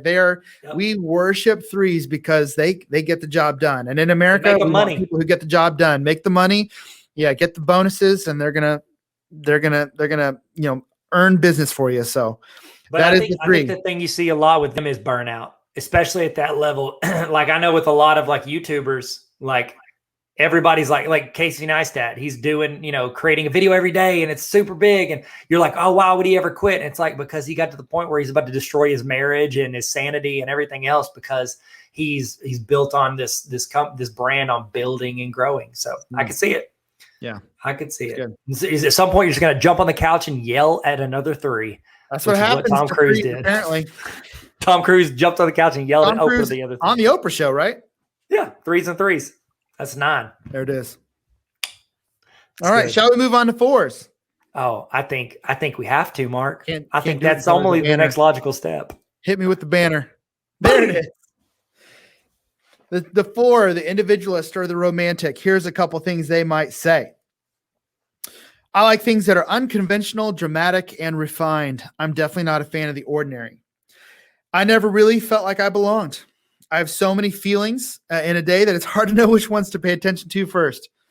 Some people think I'm aloof, but I'm really just unique. In social situations, I tend to hang back and wait for others to approach me. Melancholy is comfortable for me, so it's annoying when people try to cheer me up. I'm not like everyone else. Phew.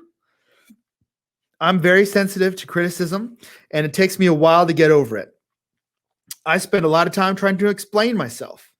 When people tell me what to do, I'm often tempted to do the opposite. Sometimes I just disappear and go radio silent for a few days. I'm okay with sad songs, sad stories, and sad movies. Overly happy people give me a headache. I feel there's something essential lacking in me. It's really hard for me to settle into a relationship because I'm always looking for my ideal soulmate. I'm self-conscious. It's hard for me to find any place in a room full of people. Find my place in a room full of people. People say I'm too intense and my feelings overwhelm them.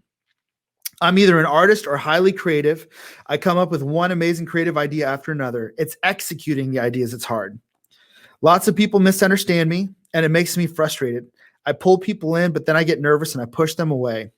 I worry a lot about abandonment. Okay, so fours are interesting because they are feeling all of the emotions. They are very unique. They're artists. My favorite, I know we'll do this at the end, but my favorite four is Tim Burton. I mean, the guy is just he's unique, right? You know, I think of like Edward Scissorhands as a movie, or just everything that Tim Burton does. You know, those early Batman movies. You know, just very, very different, very unique, very colorful, very different. And so the fours are interesting because at their most healthy, they know how to connect with those range of emotions that they feel. They feel all those emotions. They are most times very different from the regular. So fours usually show up pretty quickly. Like you know who they are and where they are. If you're young and you're looking at fours, you're thinking, why are you so weird? If you're the type that likes to blend in with society, fours look very weird, right? And you're wondering how they feel so comfortable being so unique. And it's just the way they're wired. They would prefer to like not wear what's popular. I think of fours. You remember, Tyler, when hipsters became, we didn't have a word for it. There's just these weird people that dressed in these weird outfits and we didn't know why. Like the fours were early adopters to that. That's what I think. You know, those were the people that were like, I'm going to ironically wear these glasses without any frames. And everyone's like, what exactly is going on? Oh, I'm a four. Like that's me. Now, I think that fours can eventually, unhealthy fours can become martyrs. They can become, woe is me. And quite honestly, they're judgmental. They think that if you're normal, that you're caving into social pressure. And so there's good in four and there's bad in four. And so if you find yourself in any of those statements, healthy fours can be amazing because there's fours in your classroom that don't know how to fit in this world. And so you can help them with craft language. You can help them understand systems that help them fit. But the truth is that fours are the type to experience a range of emotions and sometimes look sad. And if you're working with fours, it looks like they need help. It looks like they're comfortable with where they're at. They're comfortable with that melancholy. They're comfortable with being unique, with going a different way. So fours and ones might be completely opposite ends of the spectrum. So as you're thinking, I know we haven't covered all the numbers, but as they're starting to stack on top of each other, you might start to see like how a 3 and a 4, imagine a 4-wing 3, imagine a performing 4, right? Yeah, they're very unique, but what are they achieving there? I have a friend that is, I have a friend who is I think he's a 4-wing 3, not a 3-wing 4. And he is, you probably know him, Retro Rick. You know him so he's my buddy that started a YouTube channel doing great, but he's like, he he's very healthy, obviously. He plays on stage. He's, a musician, but also started a YouTube channel because he loves gaming stuff. He'll go to thrift stores, and he's always kind of held that niche, like, oh, I love video games. I love the 90s, everything from that. And it's kind of like always been his thing. Like he'll wear like all that t-shirts whenever he's like on stage at concerts. Like he loves it. And it's like where some people might be like, oh, well, why don't you just fit in, bro? The 90s were like literally 20 plus years ago, over 20 some years ago. And so it's like, you might think that, but he has like found this niche, and his YouTube's doing really well because he leaned into that niche. And it turns out there's a bunch of other people that love the 90s. And so it's like where he's his genuine self, he's achieverness, that's not a word. It's like he's taken that, and he's like used to his achieving was collecting and getting and having the coolest old stuff. And now it's like, oh, now I'm going out and I'm building this, YouTube infrastructure. So retro Rick. Yeah. Think about it, like what the internet has provided for fours who are, maybe they're in a classroom where no one is like them. Yep. And that's what I was going to say. Place for them on the internet. Yeah. And that's what I was going to say. We talk a lot about how social media can be like, oh, it's dangerous for kids. Like, yeah, I agree. You should always have caution. But here's the deal. If you go to like, some rural school in rural juror. Remember that from 30 Rock? If you go to like a rural school in Arkansas and you're a 4 and you are like leaning into this area, it's almost like they embrace being different. And it's like, that can be hard on kids. Kids can be mean. And especially if there's no one else that they can talk to or confide in, it's like, people get scared of that kid because they're like, oh no, they're going to lash out or whatever. But it's like, no, it's like, why don't we work on, helping them find a place where they fit in? And now one of the benefits, which was coming full circle, one of the benefits of social media is that kid can find a place where they fit in, even if they're not just like everybody at their school. They can be like, oh, you know what? I might not fit in here, but I've got 10 friends in a Snapchat group that I talk to every day. You know what I mean? Like you can find an outlet where you can feel normal. You know what I mean? And if you're from a place where you don't feel that. Yeah. So 4s, what's interesting, I'm sure there's 4 administrators. Like we said, I'm sure there's administrators from every number. I think over and over about the student who's a 4, because I'm thinking about how a four, especially as a kid, most likely feels like they're missing something. Yeah. So they feel like they're out of alignment. It's funny. They are bored and almost angry with like the happy people. But I really think it's because somewhere along the line, they never felt like they quite had what they needed to feel like fully in alignment. And so they feel like they are missing something, and 4s can grow up before they learn how to cope with the world. They can feel like they're always missing something, and feeling like you're always missing something can turn into one of two things. It can turn into very unhealthy stuff where, you can isolate yourself. You can, participate in dangerous behavior, or you can grow into a healthy 4, which begins to adopt kind of a pride about that. Or maybe a healthy 4 is owning, and so that's what I love. I do a lot of work with 6th to 12th graders, and 6th graders, by and large, are not confident people. You've got some confident 6th graders for sure. And there's when you look at your seniors, there's almost a continuum, right? So most 6th graders are not going to be confident people. So if there's something off about them, or if they're missing something, and I'm not talking about from our perspective, I'm talking about from their perspective as a 4, and they wouldn't use that language yet, but as a student, they feel like they're missing something, or they don't fit in, or there's something unique about them. And the truth is, we're all unique, but you remember what middle school was like, right? Middle school is difficult. And so they are that third word, sensitive. That's exactly it. You know exactly what it is that's wrong with you. So at their best, highly creative and unique, and they own it. At their worst, they do feel like they miss something. So you might be able to lean into a 4 in just a specific way and just say, hey, I really like your art, even though their art probably is different. Or I really like the way you wrote that paper. Like that was different, but I really like where you're going. You should do that. I can remember, so I'm not a 4, but I can remember specifically my art teacher leaning in and telling me like, you found your style. That's it. Like after 2 years with this teacher in high school, I'd taken art 1 with this teacher and I was in art 2. And that teacher said, that's it. You nailed it. And I think for any number, that's probably a helpful thing to say to a student. But imagine a 4 who feels unique being affirmed in that way. Student 4s, Tyler, what do they need?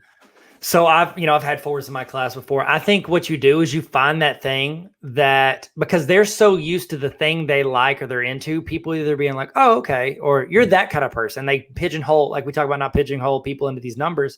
Yeah. A lot of times students get pigeonholed like, oh, you're the kid that draws, or you're the kid that does this, or you do this, like, or you wore that, and they become a nickname. You know what I mean? We all knew those kids that ended up being called a nickname by other kids. It's like they feel so alone because they feel separate. And I think one thing that, I would encourage educators to do is if you see a student and they look like, they're trying to, don't pressure them to join everybody else and do this like this, allow them to be themselves. And however they want to prove that they've mastered the content, let them do it. Like, oh, they're writing an essay. Everybody's writing an essay. You know what? I'd like to do, build like a project out of Play-Doh and then explain it to you during your prep period with no one else around. Cool. Because the goal of as a teacher is to help your students understand the content. And that's exactly what you could do for them. One thing that I used to do with students that I had that were 4s is 1, I would not ostracize them. I would not let them feel like they were different in a bad way. And then whenever they had something, like you said, the band that they really liked, here's an easy one. Oh, I like this band. Nobody's ever heard of it. And they say it almost like, everybody's like, hey, everybody tell me your favorite song. And they say or favorite band, and somebody says some random band. And people are like, kids are like, who's that? Never heard of that. No, you're always like that. Go home and listen to a few of those songs and then come back and be like, hey, I really liked, so-and-so, or I really like that line about this. What did you think about that? That goes a long way, I think, especially with young people. When they're felt different and nobody cares about the things they care about, showing just a little bit of interest. What could have taken you 2 minutes to look up and listen to or watch or find out. And then you just have a quick conversation and you ask, you don't have to know everything. Like, don't pretend to be like, come back and be like, oh yeah, I'm a big Dragon Ball Z fan. It's an anime from Japan. And this is all the stuff that I think. Don't pretend to know stuff you don't, but you can always ask questions. Like go and say, hey, I watched an episode last night for like 20 minutes. I didn't understand what was happening. They're yelling at each other and there's a power up. What does it mean when his hair goes from black to yellow? You know what I mean? Like talk about with that and like ask some questions, just caring enough to dip a toe into their world and then ask about it. I think that goes a long way. I'll say this. I had one of the clubs I was a sponsor of, and I use it as an example with Japanese cartoons, but I was a sponsor for Anime Club.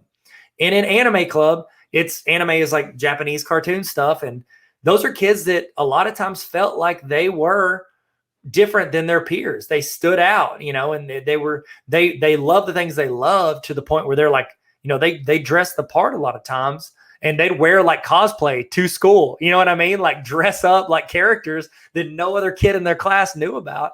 And it's like giving them that safe place to be unabashedly themselves. That went a long way with a lot of those kids. And I didn't understand 95% of what they said. Right. And, I watched, like I said, I use Dragon Ball Z. I watched Dragon Ball Z when I was in high school a little bit, and that's all I knew. But it's like, even just that, being in that world and asking questions and talking to them, it goes a long way. And you'll see that kid come up with some really cool and unique things in how they listen and understand what you're saying and how they show the comprehension of your content. So that's what I recommend. I think the one thing that you want to be just to kind of piggyback off of that. So the good side of that is to just affirm something, just like, yeah, that band is awesome. I think like I've never heard of them. You must, even just to say like, you must like really explore music. Like I think that's a badge of honor for them, to be unique in that way. And so the bad side of that would be like, that band's trash. What's wrong with you? And, that'd be bad for anybody. But the truth is, if you try to push them into the mainstream, you're going to get pushed away even more. And so to say things like, why can't you just be like the other students? Why can't you be like them? Because comparison is constantly running in their brain. And so they would tell you, like, I would never dress that way. I would never wear those clothes. I don't care what's in style. I like what I like. At the end of the day, they do sometimes feel in their worst moments like something is missing in them. And so they heard the statement at some point, you'll never fit in. You'll never belong. And so what does it look like to say, like, yeah, that's really cool. That's unique. Like, I like the way you dress today. Like, tell me about it. Tell me where you started that. So lots of good opportunities for fours there. Any popular fours that you know of that you love? Oh, Tyler, I said Tim Burton. What's your favorite Tim Burton film? There was one. It was not a cartoon. It was it Beetlejuice? Did he do Beetlejuice? Beetlejuice? I think so, yeah. Yeah, probably Beetlejuice if I had to pick one. Okay. Be that one. Either that or Care Bears Go to New York. I'm just kidding. He didn't do that. So Tim Burton, yeah. Edward Scissorhands is like first on the list. Yeah. Sweeney Todd, Dumbo. Allison. Yeah, Johnny Depp is basically a 4-2. Yeah, he's also in every Tim Burton movie ever. So it's like they got together. I'm like, yep, they formed a friendship that works. Yep. Billie Eilish, she's a 4. Yep, she's unabashedly herself. Bob Dylan, Prince, Stevie Nicks. Those are all 4s. A lot of artists in there. A lot of musicians, artists, people who were kind of the first to lean into a type of music. And here's the deal too. Think of those people like Prince. Prince is like idolized by so many people because of his uniqueness, and he was him. You know what I mean? Like, he's himself, and he's gonna do Prince things. Yeah. And that's what's crazy is I think our world honors that uniqueness more than it ever has. I think so. I'm 38. When I was in school, I didn't feel like it was a badge of honor to be unique or be different. And I feel like it is now. And so people like Billie Eilish stole the Grammys. I guess it was last year. And I remember thinking, like, all I knew about Billie Eilish, again, just 38-year-old white guy stuff. I think I heard Bad Guy on the radio a couple times, and I'm like, not for me. And then I'm listening to her sing. First of all, I'm listening to her sing like live. And I'm like, she's incredible. But all I knew was this one song and that she's got the green hair, with the black roots or whatever. And I'm like, yeah, she's different, And I feel like that's what all artists now is, that they're different, but it's working. It's working in today's times. And so I think more and more students are going to be identifying with people like that. Yep. I think you are correct. It's good. Sweet. Shall we move on to 5s? Yeah. Is that 5 is after 4, correct? Bingo. Bam. Investigator. There it is. Investigator. Okay. So we have the investigator. Here's what they might say about themselves. I can take care of myself, and I think others could do the same. I don't always say things out loud, but in my head, I am pretty sarcastic and cynical. I often feel awkward around other people. I'm okay if people ask me a few specific questions about myself, but I don't like it when people want too much information. I need time alone. If I want people to know how I feel, I will tell them. I generally wish they wouldn't ask. I think thoughts are more reliable than feelings. I need a couple of days to process an experience or know how I feel about something. People are wasteful. I hold on to what I have. Often I find that I would rather observe than participate. I trust myself. That means I think about things for a while and then I make my own decisions. I can't understand why people get together just to hang out. I'm a listener. I have to be very careful with my time and energy. I get tired when I have to be with people for too long. I often felt invisible as a child. Sometimes as an adult, I choose to be invisible. Sometimes I think I should be more generous, but it's hard for me. In groups, being uninformed makes me very uncomfortable. I don't like big social gatherings. I'd rather be with a few people. Material possessions don't make me happy. All right.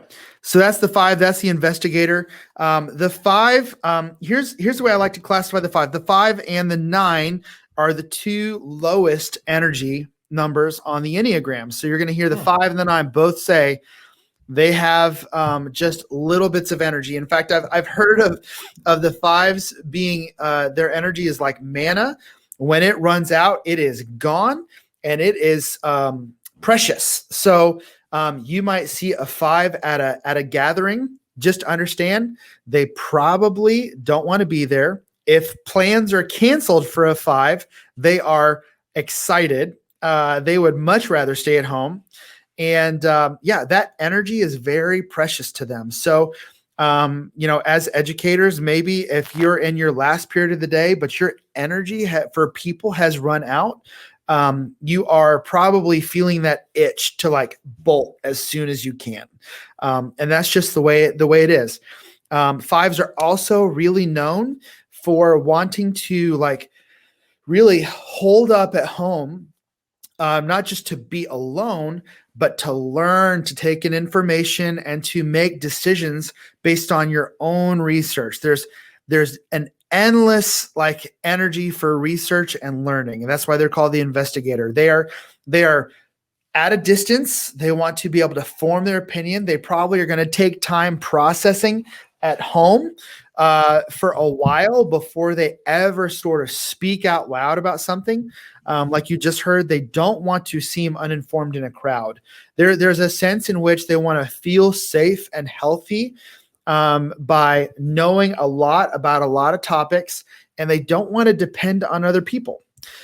So they want to be very self-sufficient, and the way they deal with the world is that they are going to store up resources. You might call them a hoarder of sorts. They're going to store up resources that don't depend on other people, and they're going to store up knowledge so that they know how to interact in every scenario. Okay, so tell me what your thoughts on 5s as educators, Tyler. I think these are the ones that they're going to spend more time focusing on. I think you would see more of this as professors in college than like educators in K-12. Absolutely. Just because they're going to want to spend more time on like on my own, the research, the understanding, comprehending. Like they're the ones that walk in. There's not a ton of interaction with students because they've kind of got like they've got it all. I've done all the research. I know what's right. I know what's wrong. I don't really need to debate this. Just kind of listen to what I said, take notes, and good luck on the test. You know what I mean? So it's like I think those are the educators I've seen. A lot of times they end up being history teachers or science teachers, if I'm being real. If you are an Enneagram 5 in the chat, let us know. What do you teach? I'm interested to see if that was right or not. But I know, especially college professors, it's like, this is my research. This is what I've done. This is what I've done. I don't understand why I need to even meet in this class with you. Like whenever 2020 hit and they didn't have to meet in person, they probably loved it. They're like, okay, I'll post my PDFs on the classroom. You can go read it and then just submit your tests, and I'll let you know. I don't know. What do you think? How would you relate that to like a coworker?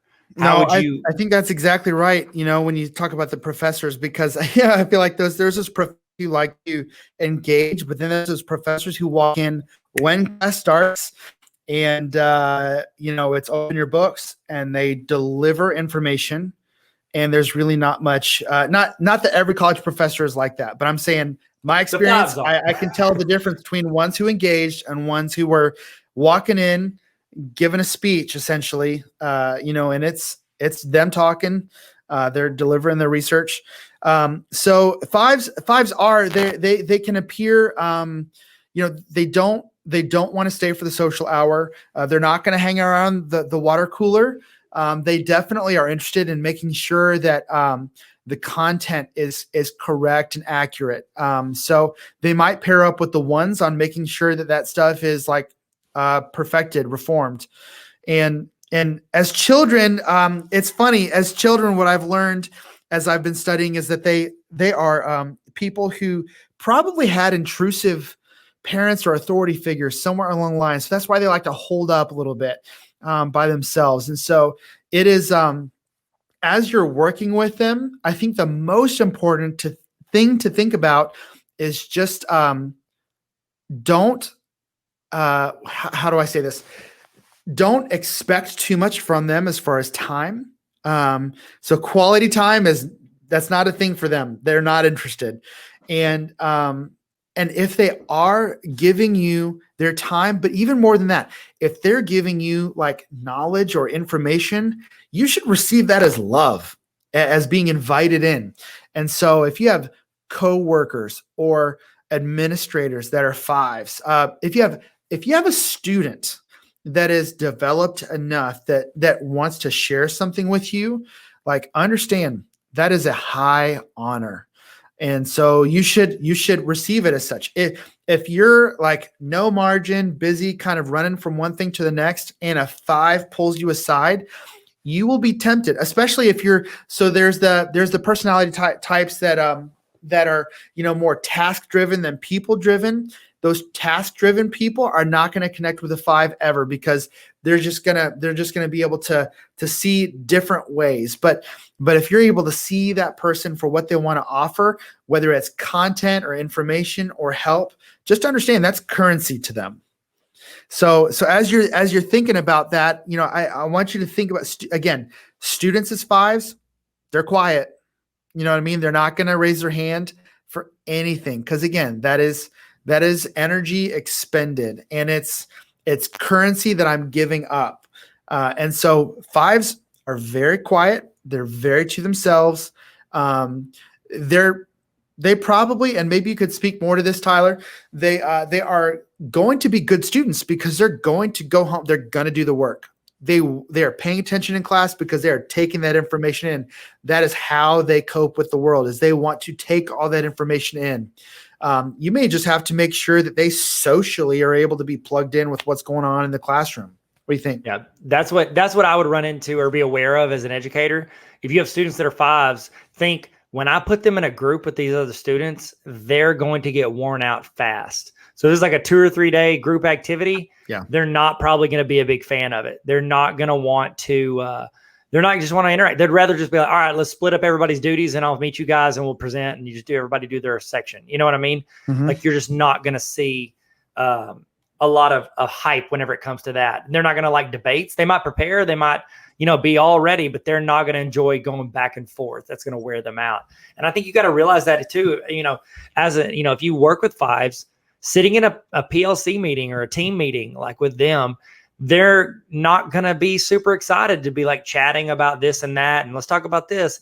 They're going to want to get down to business. Let's start the meeting. Let's talk about what we've got and let's move on. They're not going to want to shoot the breeze, as you will. Whereas like, some, threes are going to want to chat about all the great stuff they did. And, the twos are going to see how they can help everybody. So I don't know. What do you think?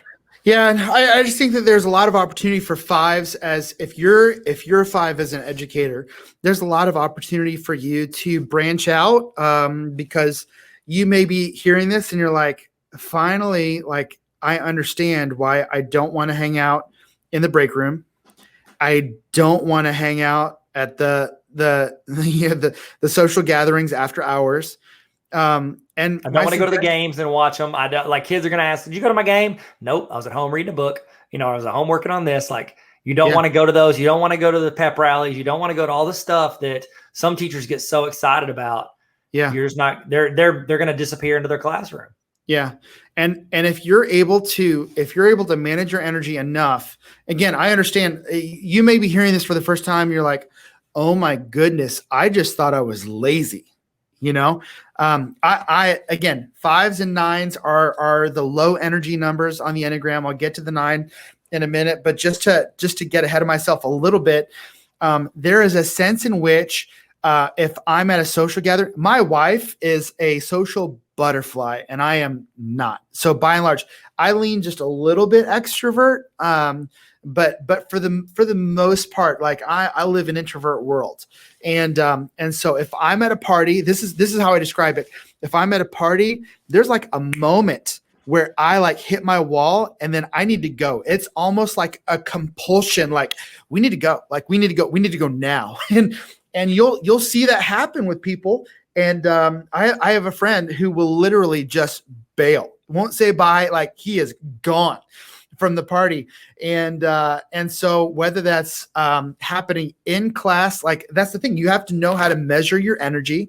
And so, but I would challenge you, if you're wanting to get along with your students or your coworkers or maybe administrators, show up and just offer that little extra bit and see where it gets you, because maybe that's a way for you to expand your opportunities to influence your students, your coworkers, or influence up with your administrators. And it's difficult to do that, but I would say that's maybe the one point of challenge for fives is you're tempted to never go out. And that's my temptation as a 9. I don't make plans. If plans are made and with my wife and canceled, I'm good. I'd rather stay home anyway. But it's good. It's good to get out. It's good to spend time when you're not required at a game or in the break room or something like that. Yeah. You just might want to do it and being part of activities right before you can go to bed, because it's going to wear you out. It's going to exude a lot of energy. So don't do that first thing in the morning. You need to take a nap. So, sure. And they usually frown upon that in the classroom. Don't take naps in the classroom. Do they? Is that a problem? Yeah. I mean, yes, it is. Yeah. And fives have a way of escape. Like they're ready to go. They're ready to pull their escape hatch. And so if you're a 5, you know it right now, because you're like, oh yeah, like I park at the closest to my door so that I know I can leave. I know exactly where to drive out so I don't have to see anybody. Yep. And I am out. You know, these are the people who have earbuds on when they're shopping to minimize human interaction. So yeah, that's how 5s operate. You want to hear some famous Enneagram 5s? Let's hear it. Here we go. Albert Einstein. Yeah. Good one. Billy Gates, Jane Goodall, Agatha Christie, Stephen King, Steph King, if he started shooting 3, Steph King, Jane Austen, Diane Sawyer, and Mark Zuckerberg. Mark! Yeah. That's what I think of. Breaking the line. Mark! So that's why he created a platform where you can be friends with people and not have to talk to them. So Enneagram 5s gave us Facebook. How about that? A lot of rich people in that list. Well, wow. You know, that's the thing is that, like, if you're paying attention, fives are brilliant, and you know they're known for their knowledge, and so that's how they cope with the world. And so you're going to see 5s like really show up when it comes to intellectualism. Yep. That's exactly true. What's next? This is the majority of the earth. You ready? Yeah. 3, 2. I guess you should start down. 6, 5, 4, 3, 2, 1, 6. There it is. The Loyalist. The Loyalist. Here's what the Loyalist sounds like. I'm always imagining and planning for the worst. I often don't trust people who are in authority. People say I'm loyal, understanding, funny, and compassionate. Most of my friends don't have as much anxiety as I do. I act quickly in a crisis, but when things settle down, I fall apart. When my partner and I are doing really well in our relationship, I find myself wondering what will happen to spoil it. Being sure I've made the right decision is almost impossible. I'm aware that fear has dictated my life in many of my choices in life. I don't like to find myself in unpredictable situations. I find it hard to stop thinking about the things that I'm worried about. I'm generally not comfortable with extremes. I usually have so much to do, it's hard for me to finish tasks. I'm most comfortable when I'm around people who are pretty much like me. People tell me I can be overly pessimistic. I'm slow to start, and once I get started, I find myself continuing to think about what could go wrong. I don't trust people who give me too many compliments. It helps me to have things in some kind of order. I like to be told I'm good at my job, but I get very nervous when my boss wants to add to my responsibilities. I have to know people for a long time before I can really trust them. And then last but not least, I am skeptical of things that are new and unknown. This is the Loyalist. And these are, man, this is such an interesting number. Like Tyler said, it's my understanding that about half of our world is the number 6, and they are the glue. So they are trying to hold things together. I think this is I think of moms, really honestly, that are making sure their kids aren't running in the street, right? They're constantly having to make sure their kid has what they need, but is also not putting themselves in danger. Why? Because you have to think worst case scenario as a mom, because your kid can literally hurt themselves in 99 different ways every single day. So they are worst case scenario thinkers. And so they're dealing with fear. They're dealing with fear in a couple different ways. Like we said at the very beginning, there's phobic 6s, which are fearful of what can happen. So they place their trust in authority, whether that's government or bosses or systems or laws or something like that. And they're just like going along with whatever authority tells them to do. Then you have counterphobic, which are against it, and they are questioning everything about authority. So administrators are starting to their ears are perking up, and they're like, I think I know some 6s because I get questioned a lot, and I wonder. So these counterphobic 6s are like pushing against administrators. They're pushing against bosses. At every turn, they are balking at government ordinances. There's things that they're constantly looking around every corner. They're questioning everyone's motivations. And so 6s are worst case scenario thinkers. So you might think of them in their healthy way as planners. These are people who are thinking like, if this could go wrong, then I want to make sure that I mitigate those risks and plan accordingly. But then you've got people who are just willingly submitting to authority and just kind of doing whatever is being told. So 6s are kind of hard to pin down because, you've got one or the other, but just understand that these are people that are dealing with fear either one way or the other. They are worst case scenario thinkers. It's pessimistic. They've been called pessimistic. They might say they're more realistic, right? Because they're looking at what's happened in the world. They're probably dealing with whatever's happened in their past. And so if something has happened to negatively impact them, they're going to make sure that the world can't impact them again. So as you're thinking about you as a 6, you as a healthy 6 are going to be able to, again, mitigate risks. You're going to be able to make plans. You're thinking about all those students and where they're coming from. And so my guess is you're shepherding your classroom. You're thinking of those students as students that could take one wrong turn and have that impact them. And so for you to be able to shepherd those students well, you're going to mitigate those risks. And then if you have 6s in your classroom, exactly like that says, to say you're safe, right? You're safe and okay in this space. That is something that a 6 would love to hear. What is your experience with working with 6s in the classroom? So as far as students go, I think they don't like things to be shifted up or changed. Like, you think, oh, they're going to get excited if we go outside. Give them a heads up. Don't let them be surprised on why you're going outside. Like, even though like they know they're probably not going to take a pop quiz outside, you're going to be like, no, we're going to do an activity on mean, median, and mode, and we're going to throw frisbees or something. You know what I mean? Like, let them know what's coming up. Give them the agenda. People don't want to be confused. And a lot of times with 6s, because they get anxious, they get nervous. It's like, you never want to tell a 6, hey, can you meet me in my office tomorrow? If you're an administrator, tell your teacher the 6, hey, meet me in my office tomorrow. What is it about? We'll talk about it when you get here. You just gave them 24 hours of dread. Like they are, from what I can tell, like they like consistent check-ins. They like to know that they're on the right track. And here's the thing too, 6s, like we talk about being like, oh, some people can be negative with this and be like, oh, that's the majority of people.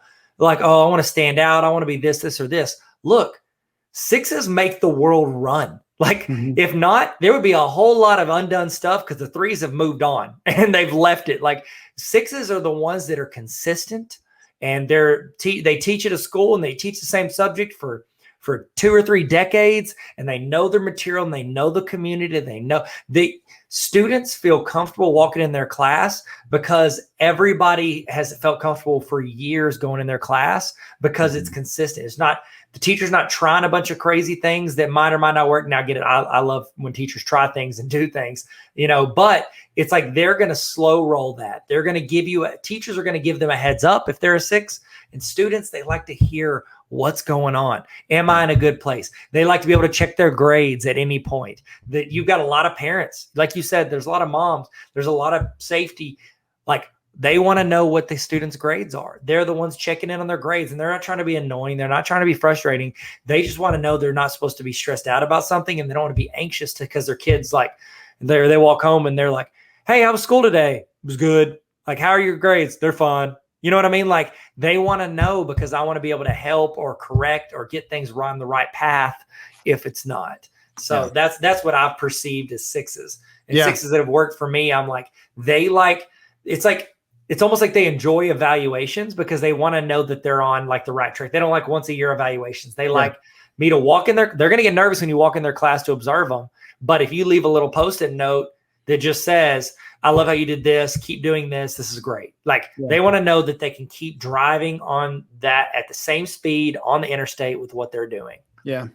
Now the thing that brings us to that, we have to remember that something happened in a 6's world as a child where they had to cope with fear. And one of the things, and everyone's story is different. Like we've said, there's a different shade for every number, but by and large, when you talk to 6s, something happened in their upbringing where there was like instability somewhere. And you got to think about a kid who wasn't able to trust someone that should have been trustworthy, whether that was parents or authority figures of some kind. Something happened that broke their world. And it's heartbreaking when you think about this. You think about a kid who's growing up in a world and saying to themselves, I have to check authority figures at every turn because they can't be trusted. Now, I can remember, and I'm not a 6, I'm a 9. I gave implicit trust to authority figures for a long time. And so I don't know what this is like, but when I meet 6s, sometimes I'm tempted, maybe as a kid or a teenager, to be like, what are you so worried about? Quit being a conspiracy theorist. I think I would have said that, like, you're such a conspiracy theorist. And the truth is, that's a person that probably dealt with a lack of trust early on, and they realized they couldn't trust somebody. And so that is why they challenge authority. And so think about that as you think about that as a kid, right? In your classroom, you might have to let them know over and over and over again. It's okay for you to ask questions. It's okay for you to ask why. It's okay for you to ask me what my motivations are here. If you're a 6 as a teacher, then you might be tempted to call out other coworkers for their perceived, trust issues. You have trust issues with them, that they're cutting corners or things like that. Just be careful about your motivations there. Your motivation is to mitigate your fear by maybe calling someone else an unhealthy. And I'm not saying you're unhealthy, but in moments of stress, you might be tempted to call someone out, or even worse, call out an administrator. And you just have to kind of watch, because you might be at risk for insubordination in some ways. And so you definitely want to be careful about how you treat your administrator, because sometimes people act really, well, arrogantly would be the harsh way to put it, towards people in authority, because they think they can just kind of lob insults as like, well, you're just out for yourself, or you're just, and the truth is maybe you need to take your game up a little bit and ask good questions. Can you tell me why we made that decision? Can you tell me what was your motivation behind that? Because I see this, and that, and your administrator may love that. But if you come across with that, like, that counterphobic 6, like, you're just out for yourself, or you're, that's bad mojo, and it's not going to work well for you. No. And I highly recommend, if you're going to ask those questions from an administrator, go talk to them in private. Do not bust that out in a faculty meeting. Don't put it out in a PLC, because then you're putting your administrator on the spot, and they do not like that. So if you're going to ask those questions, be calm, breathe, walk in, come up with the questions, like list it out, and then have reasoning. Like, I need to know this because of this. Like, a lot of times administrators feel like it's an attack, like they didn't explain it, or you feel like you're saying that what they're wanting to do is not important, or they're not focused or whatever. Another little trick I've heard, I read this in a book, The Ride of a Lifetime. If you're sitting there, hold your palms up and set them on your knees. It actually naturally calms you down. So there you go. That's a little, it's a little user. Yeah. You just stand there. If you're going to fight with somebody. Is that Bob Iger who wrote that? Bob Iger book. Yeah. He talked about it. I think it was whenever they were looking at hiring him to be the, was it CEO? Was that the terminology of Disney? And he was meeting, and a board member was kind of like coming at him, and he just like had his hands up, had him on his knees the whole time. And it made him like, it forces you to kind of calm down. It's like natural. Yeah. So do that before you go in, because you don't want to attack your principal. I promise you that. Yeah. They're going to pull rank. Any other thoughts before we list off some famous sixes? No, I just think, I think that you've got to be in tune. Like I said, that's the one unique number on the Enneagram that gives you two different perspectives, and they're two wildly different kind of people. And so you've got to be in tune with what your motivations are. A worst case scenario thinker isn't necessarily bad. Like, it's not bad to be realistic, but it is bad to probably like stay keyed up all the time mentally because you think something bad is around the corner. So just kind of watch your levels there. It can be exhausting too. Yeah. Being anxious for a long time, it wears people out. So famous Enneagram type sixes. We got Mark Twain, George H.W. Bush. That's the first Bush president. We got Joe Biden, Prince Harry, Marilyn Monroe, Woody Allen, Richard Nixon, and Jennifer Aniston. Richard Nixon I thought was interesting, because I don't think of him as six, but then you talk about an unhealthy six, he got so paranoid, which led to all the stuff he did. You get super anxious and you start building a narrative in your head. And that's one thing I was going to add too. I didn't say, with a lot of sixes, I recommend you check in. If you start building a narrative in your head, if you start getting frustrated because you don't know why certain decisions are being made, go talk to them. Do not build a narrative and start rumors and, let that stuff, like, go and ask the questions calmly, but ask those questions. So that's what I recommend to you from a teacher, administrator, or whatever. I highly recommend just don't guess and don't let your anxiety, control you and control your conversation. And if you've got sixes on your team as an administrator, keep tight communication, because you never know what's going on in their heads. They're a lot of times, if you don't provide answers, that we're filling in the blanks, and so it's important to keep that good communication going. Yeah. We used to do, when I was at central office, when I was director of curriculum instruction, we used to send out occasionally, and we didn't do it as much as I wish, started doing a state of the district report. So people could submit anonymous questions in a Google form, and I would answer every single question, and then we'd send it out, once every month or two, and just hit every question we could. And so that was something we did. And again, if half or more of your population, if they need that consistency, that affirmation that this is where we're going, this is why we're going there, I think it's important to build that kind of structure as an administrator. So your parents are that way too. So it doesn't hurt to help them. Absolutely. So number 7, Mark. We have the enthusiast. There it is. Boom. Get hyped about it. You have to yell all of this, Mike. Mike's his middle name. It's Mark Mike Cox. I'm sorry. Yeah. Keep it going. Keep it going. What it's like to be a 7. I'm always the first person up for a last-minute adventure. I'm an optimist to a fault. I don't like making hard and fast commitments to things. I suffer from FOMO, fear of missing out. Anticipation is the best part of life. People close to me say that I can be argumentative and act superior. Variety and spontaneity are the spice of life. Sometimes I get so eager for the future that I can hardly wait for it to get here. It's hard for me to finish things. When I get close to the end of a project, I start thinking about the next thing. And then I get so excited, I sometimes just move on. I usually avoid heavy conversations or confrontations. When people I care about are having a hard time, I help them look at the bright side of the situation. Other people think I'm sure of myself, but I have lots of doubts. I am popular and have lots of friends. When things get too serious for too long, I usually find a way to get people to lighten up, often by telling jokes and funny stories. I don't like endings, so I usually wait for people to break up with me. I quickly get bored with the same routine and like to try new things. Almost everything can be more fun and entertaining with a little effort. I think people worry more than they should. Life is better than people imagine. It's all about how you explain things to yourself. And then last, I don't like it when people have expectations of me. All right, so the enthusiast, this is someone who is planning the next fun thing while they're doing the fun thing right now. This is the life of the party. This is high energy. I would guess probably the highest energy person on the list. They are always looking for something fun to do, always planning something fun. And they are dealing with a fear or a need, probably a need to not deal with sad feelings.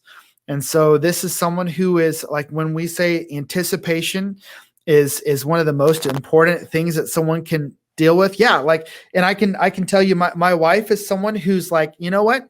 Don't drop a date night on me like 30 minutes before we go out. Like, tell me on Monday that we're going out on Saturday, and that will make my week so much better because I just anticipate like going on date night. And so that's something I've learned, right? Set up the babysitter ahead of time and all that, because the fun of date night for my wife, half of it is just thinking like Saturday night, like I'm working hard all week because I got to look forward to Saturday night. So healthy sevens are aware that there's fun stuff out there, but they don't have to avoid dealing with feelings of sadness or pain, that they know how to deal with those. Unhealthy sevens haven't dealt with that kind of stuff. And it's a pretty dangerous place to be one of those people. Now, your kids in your classroom probably don't know how to process feelings of pain. And so they're going to mask that by all kinds of things, right? And we cope and we numb and we medicate. Sevens are going to do it by having fun. They're going to plan something fun on the playground for little kids. They're going to plan something on the weekend. They're making sure in class they have plans on Friday night, and they have plans in case those plans get broken. So they're always keeping their options open because they are trying to hang out. They're trying to fill that void. So unhealthy sevens can be probably more trouble for themselves than anyone else, because that mental health can be a struggle for a seven. So yeah, you see that slide there, to be happy and content.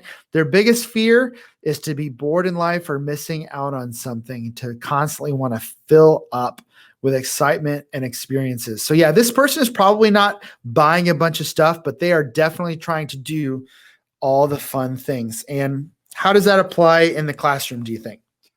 I think these are going to be your naturally excited kids to do stuff like especially something where they get to present, where they get the chance to be the leader in a group. They're going to always be drawn to that.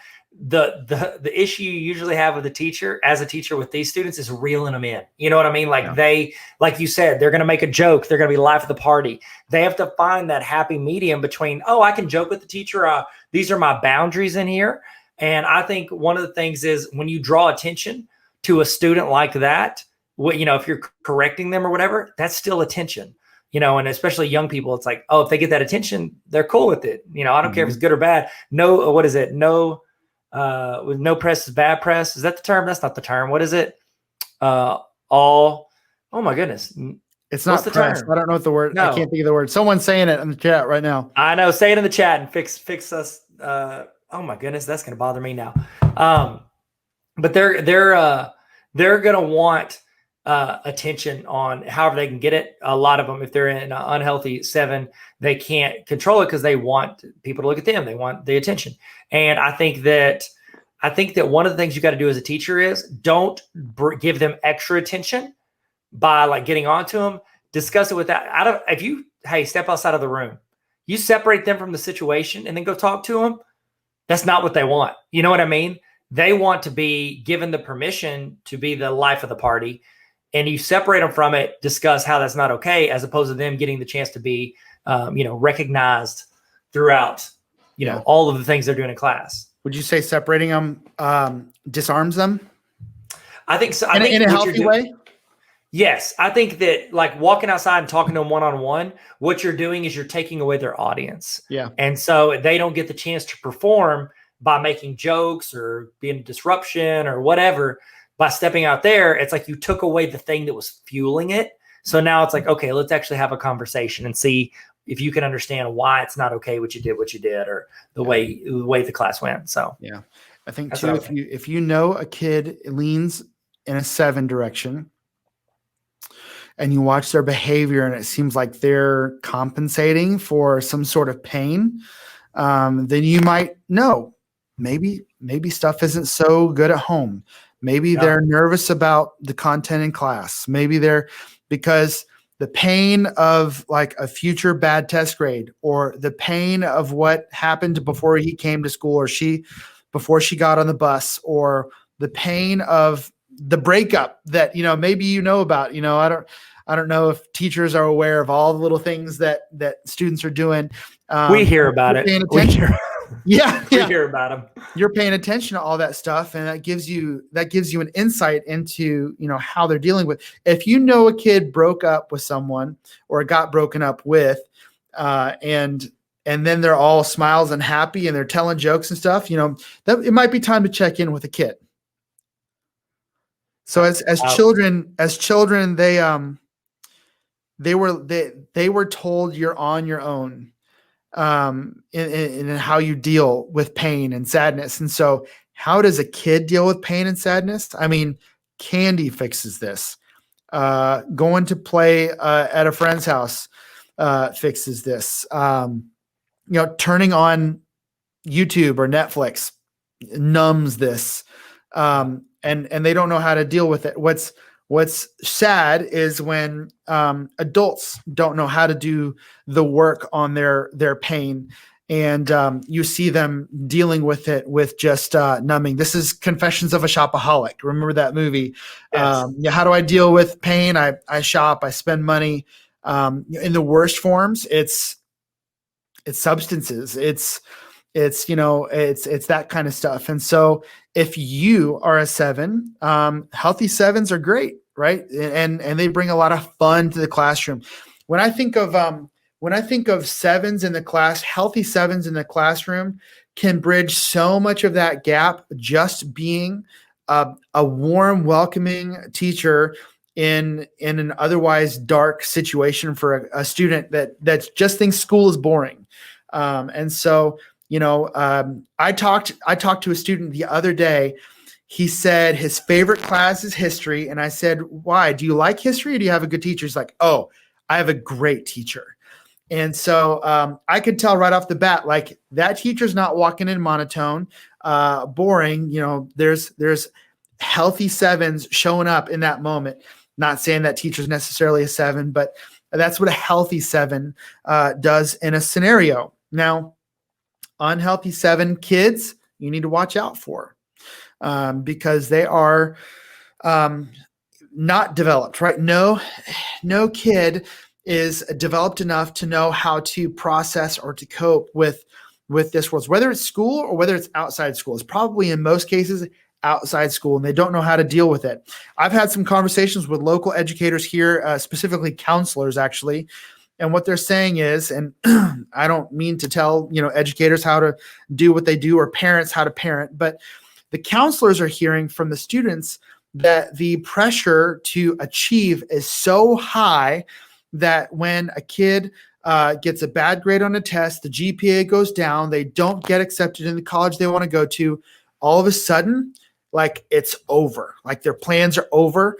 And so there's a lot of mental health. I mean, I think we understand that Gen Z has a spike of anxiety and depression and suicidal ideation. And that is, the pandemic didn't do us any favors with that either.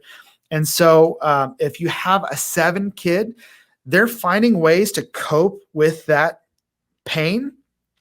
You need to be watching out for them. You need to be, because you may be their first line of defense. And so if you're a healthy 7 teacher and you know how to deal with that stuff, maybe you're able to offer coping mechanisms, like, hey, I know sometimes dealing with that sad stuff in life can be difficult. Let me tell you what I do. I go for a jog, or I, instead of reaching for the cookies, I reach for some fruit, because 7s are also known for like taking everything in, right? It's not just experiences, it's food, it's everything. So you as a healthy 7 may be able to help young, undeveloped 7s figure out how to cope with life. That's good. That's good. I like it. I'm going to read some famous 7s. Yeah. Famous 7s. Okay. Here is what we got. We got Galileo Galilei. That's tough to say. Galileo, Mozart, TJ, your boy Thomas Jefferson. Thomas Jefferson's coming home. I know the same actor played both, so I always think of Lafayette, but that's Lafayette, not Thomas Jefferson. Amelia Earhart, John F. Kennedy, Elton John, Katy Perry, Steven Spielberg, Bette Midler, and Robin Williams. Yeah, Robin Williams is like the classic 7. Yeah. Yep. And he battled a lot of demons with it. Yep. Absolutely. That's wild. Okay, we ready? We're rolling in to the challenger. Yeah. Let us know in the chat if you are an 8, and do not be afraid of it. Do not, I'm going to be an 8. Okay? 8s own it. You 8s, there is an administrator in your building, not in your building, in your district who is an 8. I will straight say it right now. There is an administrator in your building who is an 8. Mark, hit him with it. Hit him with the real stuff. I've been told that I'm too blunt and aggressive. Doing things halfway is not my gift. I enjoy a good verbal skirmish just to see what others are made of. In relationships that matter to me, I insist on being honest and about conflicts and staying in the fight till things are worked out. It's hard for me to trust people. Justice is worth fighting for. I can sniff out other people's weakness the first time I meet them. Saying no is not a problem for me. I welcome opposition. Bring it. I make decisions fast and from the gut. I don't like it when people beat around the bush. I'm wary of people who are super nice. When I walk into a room, I know immediately who has the most power. I don't have much respect for people who don't stand up for themselves. One of my mottos is, a good offense is better than a good defense. Don't mess with the people I love. I know I'm respected, but sometimes I want to be loved. I have no problem confronting a bully. If God wanted people to wear their hearts on their sleeve, he would have put it there. Under my tough exterior is a tender, loving heart. That's actually a good one to end on because the truth is that 8s, you would never, ever think they're tender. You would never think that they're soft on the inside. But sometimes that's what 8s are doing is they're displaying a big, brash exterior, and they are showing up in the classroom. They're there. There is a lot of bravado. There's a lot of, they're called the challenger for a reason. And so as you think about 8s, like I said earlier, a D on the DISC profile, they're bosses, like they're classic bosses. They're classic in charge people, but they are a lot of times hiding that kind of tender inside. So they're motivated by a need to not be controlled by their environment. And so if you are an administrator and you have an 8 on your team, that's a lot to deal with sometimes, right? Because they're challenging you. And it takes a really healthy administrator to know how to be challenged and to respond in a healthy way. Tyler, I know you've got to have a story about what it's like to be challenged by an 8. Yeah. Okay. So, yes. Well, when I was an administrator, I had a teacher who was very had a very strong opinion, made other people felt like they were always condescending to them. Like it was everything they said was just very like, oh wow, that like everybody felt hurt by this person. You know what I mean? And then I remember there was some meetings and I just was like, very confident with some thoughts that I had. And then they asked to speak with me. And when they did, they said to me that they felt like I was being very condescending to them. And I remember I smiled and I almost started laughing out loud because I was like, are you serious? Like, I feel like that may very legitimately be on your birth certificate as your middle name. But here's the thing, I'm married to an 8. I've worked for 8s. When they come in hot like that, when they come in and they just make you feel like this big, a lot of times they don't mean to. It's just that's how they handle situations. Right. That's their gut reaction is this is how but then again, they recover almost just as fast. It's like a bull. They hit heads, shake it off, and then they start walking next to each other. You know what I mean? Yeah. Like they're going to come in and give their thoughts and opinions and be heard. And this is why we should do it. And you have to, over time, present the logic on why it shouldn't be. And if they ever change their mind, which they may not change their mind, then when they do, they're all in on you and they'll back you to the end of the earth. You know what I mean? Absolutely. Like you just have to gain their respect. Don't back down from them. Don't be like, okay, I won't give my opinion. If they look at you and ask you something, you tell them what you think. And if they say, nope, I don't like that, go, okay, you're the boss. If they're your boss, if they're not, you say, well, we're going to do it anyways because I'm your boss. You know what I mean? So it's like you have to respond to them like, I'll give you my opinion. If you don't like it, cool. You're in charge. Let me tell you, I'm a 9. And so again, a little bit of, getting ahead of myself. 9s are non-confrontation. That is what they're known for. So I do not ever want to match 8's energy. If you're coming at me like that, my whole motivation is to not feel like I need to challenge you at all. Like that's the opposite of what I want to do. So if I have an 8 as a boss, which I do, I have a very healthy 8 as a boss, not just saying that, but like he's phenomenal. And so he doesn't ever come across as domineering. But if he did, I would have to, as a 9, really find a way to come up to his level. And it's really not necessarily, yes, energy, if it's empty energy, that's not respected.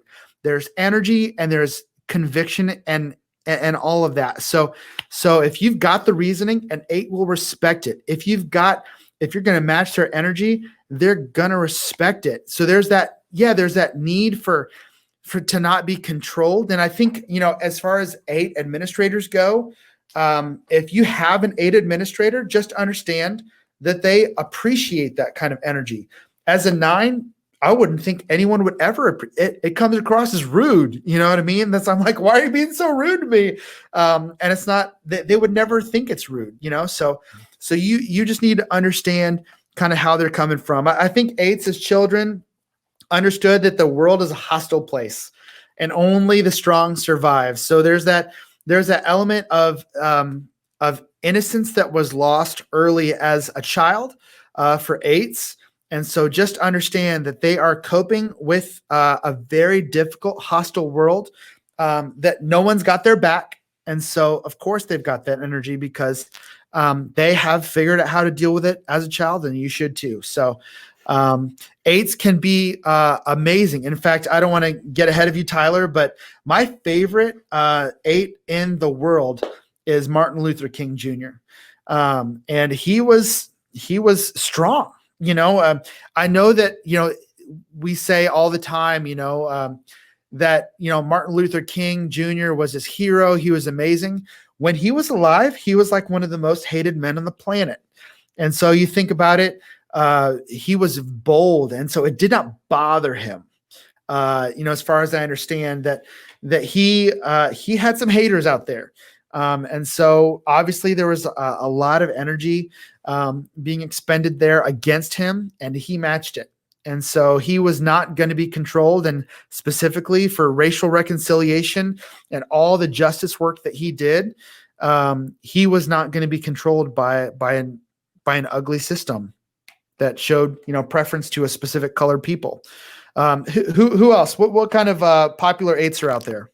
Okay, so Martin Luther King Jr., obviously, he's on the list. Clint Eastwood, Serena Williams, Kamala Harris, Winston Churchill, Barbara Walters. Okay. I don't know. Sorry, that one caught me off guard.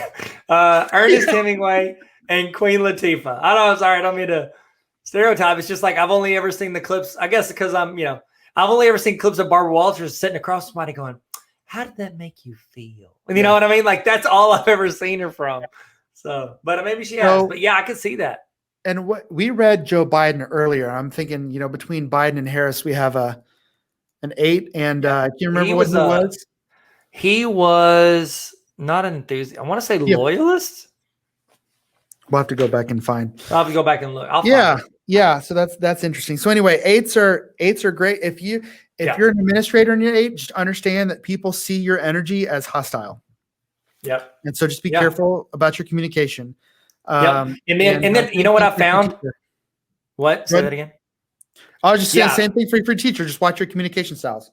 Absolutely. And one thing I would recommend, because like I said, I've worked for 8s, I've worked with 8s. My third highest thing is an 8. So I have tendencies. I've kind of narrowed it down to where there's like 4 or 5 things that I go 8 on. You know what I mean? I'm just like, no, we don't need your opinions. This is what is best. You know what I mean? Yeah. And I will go head first into it on those things. But what I would recommend, if you have an 8 as an administrator and they say something that hurts you or offends you or feels condescending or anything, they're going to respect you if you meet with them, walk in their office, not mad, but you assertively say, the way you said that came off like this. This is how it made me feel. I checked with a couple friends to make sure that wasn't confidential. They're not going to run their mouths because you don't want to feel like you ran everybody with them, but you want to be like, I'm not making this up. This is how I felt. You don't have to say you checked with anybody else. Be confident that this is how I felt. And I would appreciate it if you didn't do that. Again, you know your principal better than we do, but I know that traditionally I've seen 8s respect that when you lay out, this is why. I'm not acting off emotion. I'm telling you, this is the way you sounded. And I think anybody would interpret that. So I've got a lot, my wife's an 8. I got a lot of experience with 8s. So I got you, fam. Yeah. So sweet. So type 9. Some might say this is the greatest Enneagram. I would. Yeah. Correct? Yeah, I know you would. My guy. All right. So here's what it's like to be a 9. I'll do almost anything to avoid conflict. I am not a self-starter. Sometimes I get lost in doing trivial tasks while things that really need to get done get put off. I'm happy to go along with what others want to do. I tend to procrastinate. People seem to want me to be more decisive. When I get distracted and go off task, I give my attention to whatever is happening right in front of me. I often choose the path of least resistance. I find routines at work and home comforting, and I feel unsettled when something throws them off. Others see me as more peaceful than I really am. I have a hard time getting started, but once I do, I really get things done. I'm a what you see is what you get person. I don't think of myself as being very important. People think I'm a good listener, even though I find it hard to pay attention in a long conversation. I don't like to take work home with me. Sometimes I tune out and think about the past. I don't enjoy big social gatherings as much as a quiet evening at home with the ones I love. Being outdoors is very soothing for me. I am often quietly stubborn when people put demands on me. Last but not least, it would be selfish to spend a whole day doing whatever I want to do. So, yeah, 9's peacemaker. The issue with the peacemakers is we're trying to avoid conflict at all costs. And I don't know where that came from. I think it has something to do with the fact that 9s were told as children, your opinion doesn't matter. So Nines as peacemakers are very difficult to essentially verbalize what they want. So in a more funny scenario, if you ask me where I want to go eat, I'm probably going to say, I don't know. Where do you want to eat? It's just going to be the way it works. I don't want to impose on people. Nines are looking for harmony around every corner. So unhealthy nines are not very in tune with their own wants, needs, emotions. And nines can be very, we procrastinate because we're dealing with the pain of getting a task done or dealing with an emotion. There is something funny about nines, and I don't know what it is, but it comes up in every conversation I have with nines. If we are bothered by something, if there's a task we don't want to start, we will avoid it by doing something completely not mind numbing, like organizing the garage. It doesn't need to be organized. It was organized last week and it is completely organized, and we're just going to move stuff around. It's incredible. And so you'll ask a nine, hey, did you get that thing done? No, but you know what? The garage is clean again. And so we can be very confusing people. But nines have this beautiful ability to see things from all perspectives. And so they are good arbitrators. In fact, I've read in different Enneagram literature that they see things from both sides. And I would only change that. They see things from all sides. If you tell me, so this is kind of what I said earlier about sixes. A counterphobic six might look at an administrator and say, like, you're just out for yourself, or you just want to do things the way you want to do it. I would walk in as a nine and say, no, they might have done this. They might have done that. They might have done that. And I want to tell you, that is frustrating for my wife, who would say, like, you know what? I can't believe that so-and-so did this. They're just blah, blah, blah, blah, blah. And I'm like, well, you haven't thought about it from me. And she's like, can you just listen to me without telling me that someone else had a different, point of view? But administrators as nines are going to be great at dealing with staff because they're going to help every staff individual. A healthy nine is going to be able to see what every staff member needs. And I think the same thing for educators. My goodness, there's not a one size fits all for nines because they're able to see what every student needs. You're going to have a tremendous gift that way. When it comes to conflict in the workplace, you're not much help if you're unhealthy. If you're unhealthy, you're avoiding it. You're walking away from stuff that's possibly conflict ridden. Tyler, give me some examples of what you've seen happen with nines with conflict in the workplace.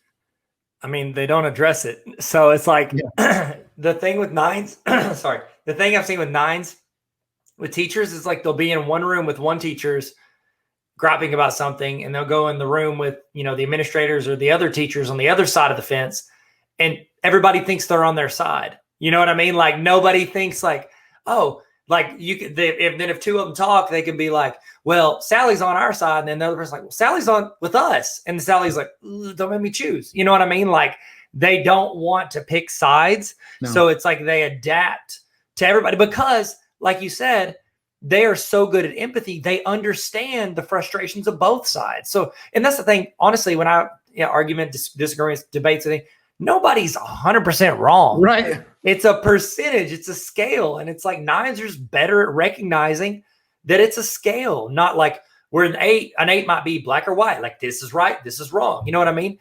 Nines are like, I can see the point of view here and I can see the point of view here, but you got to think of this. Like, it's like almost like they understand they have the curse of context. You know what I mean? Mm-hmm. Like they can understand. So I think that's fantastic. The hard part I would find is that they oftentimes, because they are constantly having empathy for others, it's like they don't ever feel like their voice is heard because they're always emulating the voices around them. Yeah. And so I would encourage them to, develop that. Write down what you think before you walk in the room and hear everybody's opinion. You bring up a really good point. So nines are really good at merging with other personalities. And because they don't like conflict, they might not like dealing with. So if they were to ever voice their opinion, which is something very difficult for a nine, so your presence is important. Nines grow up believing that they don't matter too much, which is sad because everyone has value, but nines heard the damaging message somewhere along the line as kids. You don't really bring much value to the situation, and your opinion doesn't matter, and you should keep your opinion to yourself. And so nines are not going to share their opinion easily. And again, we're caricaturing, nines. Healthy, more developed nines have become in tune with their own opinions, can speak on their own opinions, can pick a restaurant to go to eat with their wife or their husband. But there's a sense in which nines are dealing with like even potential conflict. So nines are not going to share their opinions very quickly. In fact, administrators, if you have nines on your staff, nines have more to offer than you think they do because they never offer it without being asked. Sometimes what'll happen is I'll be in a staff meeting and we'll have a whole discussion. I won't utter a word because everything seems fine. And especially if my boss says, I think this is the way we need to go. I'm just like, okay, sounds good. I'll go along with it. Boss comes to my office and says, hey, what do you think about the plan? I think the plan is great. A couple things I was thinking about. The boss might say, why didn't you bring it up in staff? I mean, I feel like that could have been valuable conversation. I don't have a good answer for that. I don't know. Healthy nines are able to say that. In a moment of unhealth, maybe you didn't get much sleep last night. Maybe you're just kind of showing up to the meeting right on time and you're like, you're kind of just catching up with the day. Nines are also low energy. Like I said about the fives and the nines are both low energy. And the nines have this gift that they're able to be in a moment of conflict. If there's conflict happening or if someone is taking too much of their energy, what can happen, and I can attest to this, I can be in a conversation with someone and I can almost vacate that conversation while physically present. I am not there. And there is something about me that is able to kind of, man. You just described every student I've ever had in a math class. So what happens is, what I've learned is that there is this, so nines have a need, and so you might word it to avoid conflict. You might call it to not be affected by the world. And so if there's too much stirring up their world, they need their inner world to be like calm waters, no waves. They want those still waters inside. So if there's too much going on, it's almost like a turtle that sucks up into its shell that nines will like vacate. And there's something called an inner sanctum. And it's just this place where nines go just to hide. And I can attest to it. Like there's a time where maybe there's a conversation happening. And so let's say it's with my wife and she'll say, you remember when I told you we had that party on Saturday? I'm like, what? No, you never told me that. She's like, I absolutely told you that. And I'm like, oh, I must have been hiding away. And I can be thinking about something. It's the curse of maybe you're reading and you ever heard a student say like, yeah, I read for like 13 pages and I realized I was thinking about something else the whole time. I literally remember reading those words, but I didn't retain any of it. There's a place that nines go to avoid all that conflict. So healthy nines know how to deal with that conflict. And here's the deal. Know that relational conflict, if it's dealt with in a healthy way, can bring growth. But undeveloped, unhealthy nines have no clue that like wrestling with that conflict actually brings health.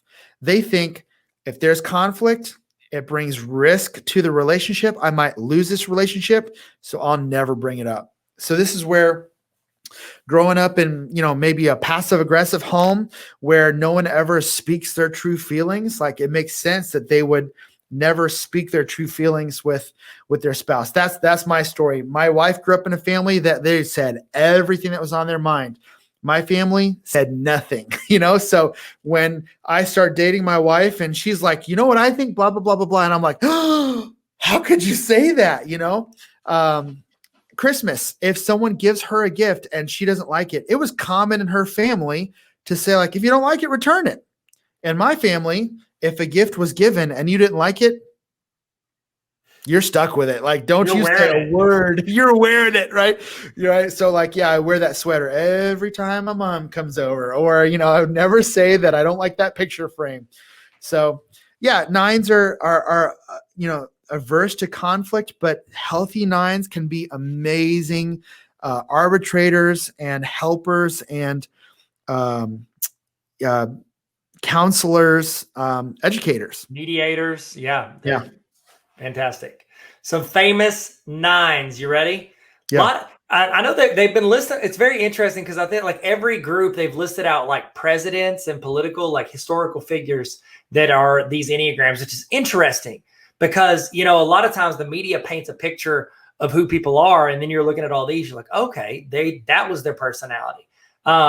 Queen Elizabeth II, Abraham Lincoln, Dwight D. Eisenhower, Ronald Reagan. This one's very president heavy. I don't know why. Ronald Reagan, Audrey Hepburn, James Taylor, and Bill Clinton. Man, look at you nines. Y'all becoming president of the United States.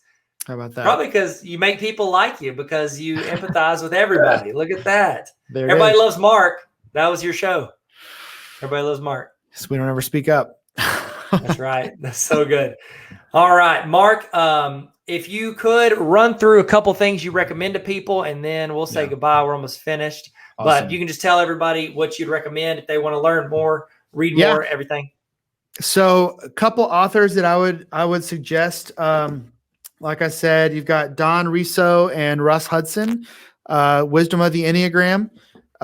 This book, The Road Back to You, which is what I've been reading those statements from. This is Ian Morgan Cron. So Ian and Suzanne Stabile have a podcast by the same name, The Road Back to You. That's worth listening to for sure. Mark, I appreciate you. And guys, I think the more and more you lean into it, especially if you're an administrator, if you're a principal, or if your administrator is all in on this, it's a great way to understand the people you work with, the people you work for, and the people that you're serving in your classrooms. Mark is an amazing resource. If you ever want him to come in and work with your staff, hit him up. He's one of my best friends, and he is phenomenal, pretty much everything he does. So hit him up. And if you can't find his information, say you're seeing this and you don't see all the links, please contact me and I will give you his information. So thank you guys. Y'all be good. We did it. Thanks, Mark. You're the best, man. Yeah. See you guys. Thank you. We did it. We learned something. Did you learn something today? In the chat, I want you to put the thing that you are taking away from today. Put one thing in the chat right now that you have learned or that you have realized or that's reinforced something you think. Put that one that I like to call this the golden nugget. Put the golden nugget from today in the chat. And that way, if somebody's missed it or they checked in, go ahead and you guys can copy paste what other people put. If there's some advice, you can screenshot it. Get this. I want you to throw in the best thing you learned today. It's like a best of highlight reel for your favorite thing that happened during this training. Toss that in the chat right now so we can share and grow together. Okay, we're about to do the evaluation. Before we do, I want to remind you, if you want access to this entire training at any time throughout the year, not just these live broadcasts, you can join the Tarver Academy Honor. Why'd I do this? Hey guys, Tarver Academy Honor Roll. It's like Netflix for teachers. Netflix for teachers, because you have resources, you have templates, you have PDs, trainings. It's literally like a library of trainings, and then access to ask questions, to request resources that I build and send out to teachers all around the world. So tarveracademy.com/honor roll if you want to join the greatest community on the planet. And I'm not biased at all. I mean, all of us, you're on the honor roll. You want to be on the honor roll? Sick. Let's all be on the honor roll. And I'm a dean, so keep me on the dean's list. Hey, that works. Okay. All right. Now it's time for your evaluation. I'd love to get your thoughts on what you thought for this, but also I'm going to send you a certificate saying that you sat through this training. You put in the time. You wanted to learn. You wanted to grow. You wanted to get better. This is going to be a certificate that I'm going to email to you. What I need you to do is I need you to go to the link on the screen, or hover over the QR code with your phone. Get your phone out, hover over it. It's gonna ask you a few questions. If you don't get this, it means that you put your email address in wrong. Make sure, please do not rush this. Type your email address in correctly. Please, I'm begging you, because if not, you're gonna email me, I never got my certificate. It's because your email address is wrong. Type in your email address correctly, fill it out, fill out your name, make sure you capitalize, make it look good, because it's gonna fill into the certificate from this. So I need you to put this in correctly, please. Okay, go there, we're gonna walk you through it. Go into this, click on the link, or you can't click on the link because it's on a video. Type in the link on your computer or type it in on your phone or whatever device you have. Scan the QR code, fill it out. I'm gonna send you a certificate with a timestamp on it saying what time you ended. You have proof from earlier if you sent in to the other link of what time you started. And then you also got your notes and all the stuff you've learned, your screenshots, all of that to show your administrator or whoever, your spouse, you show your friends, show people on the streets, all the learning that you did. You can frame that certificate. I think we're all getting framed. You get a frame, I'm getting framed. I'm gonna put it up on my shelf. I got too much stuff on my shelf already. So look at this, Lonzo Ball rookie card. If you got any, by the way, you got any basketball cards you wanna sell, hit me up. I've been slightly obsessed with basketball cards, and I apologize for bringing it up. Look at this, I've got, this is all Lonzo Ball. Lonzo Ball, he's the GOAT. Everybody says it. Who's in the chat? Who is your favorite basketball player of all time? I'd love to know. It was Lonzo Ball. It's quite the coincidence because I had it sitting on my desk. If not, it's probably this guy. Probably this guy right here. See that guy? That's Michael Jordan. No big deal. It's whatever. Don't like to brag about it. It's not that expensive, that card. But if you got any cards you want to sell, holler at me. I don't know why I said that. I'm just stalling so you guys can fill out your evaluation. All right. Y'all feel good? I'm gonna leave this on the screen for you for a little while in case you had to step out for a second. I'm gonna leave this up. Thank you again so much for your attention and your time and everything that you put into learning and growing with us today. I'm Tyler, this is Tarver Academy. Let's learn and have fun. See you guys later.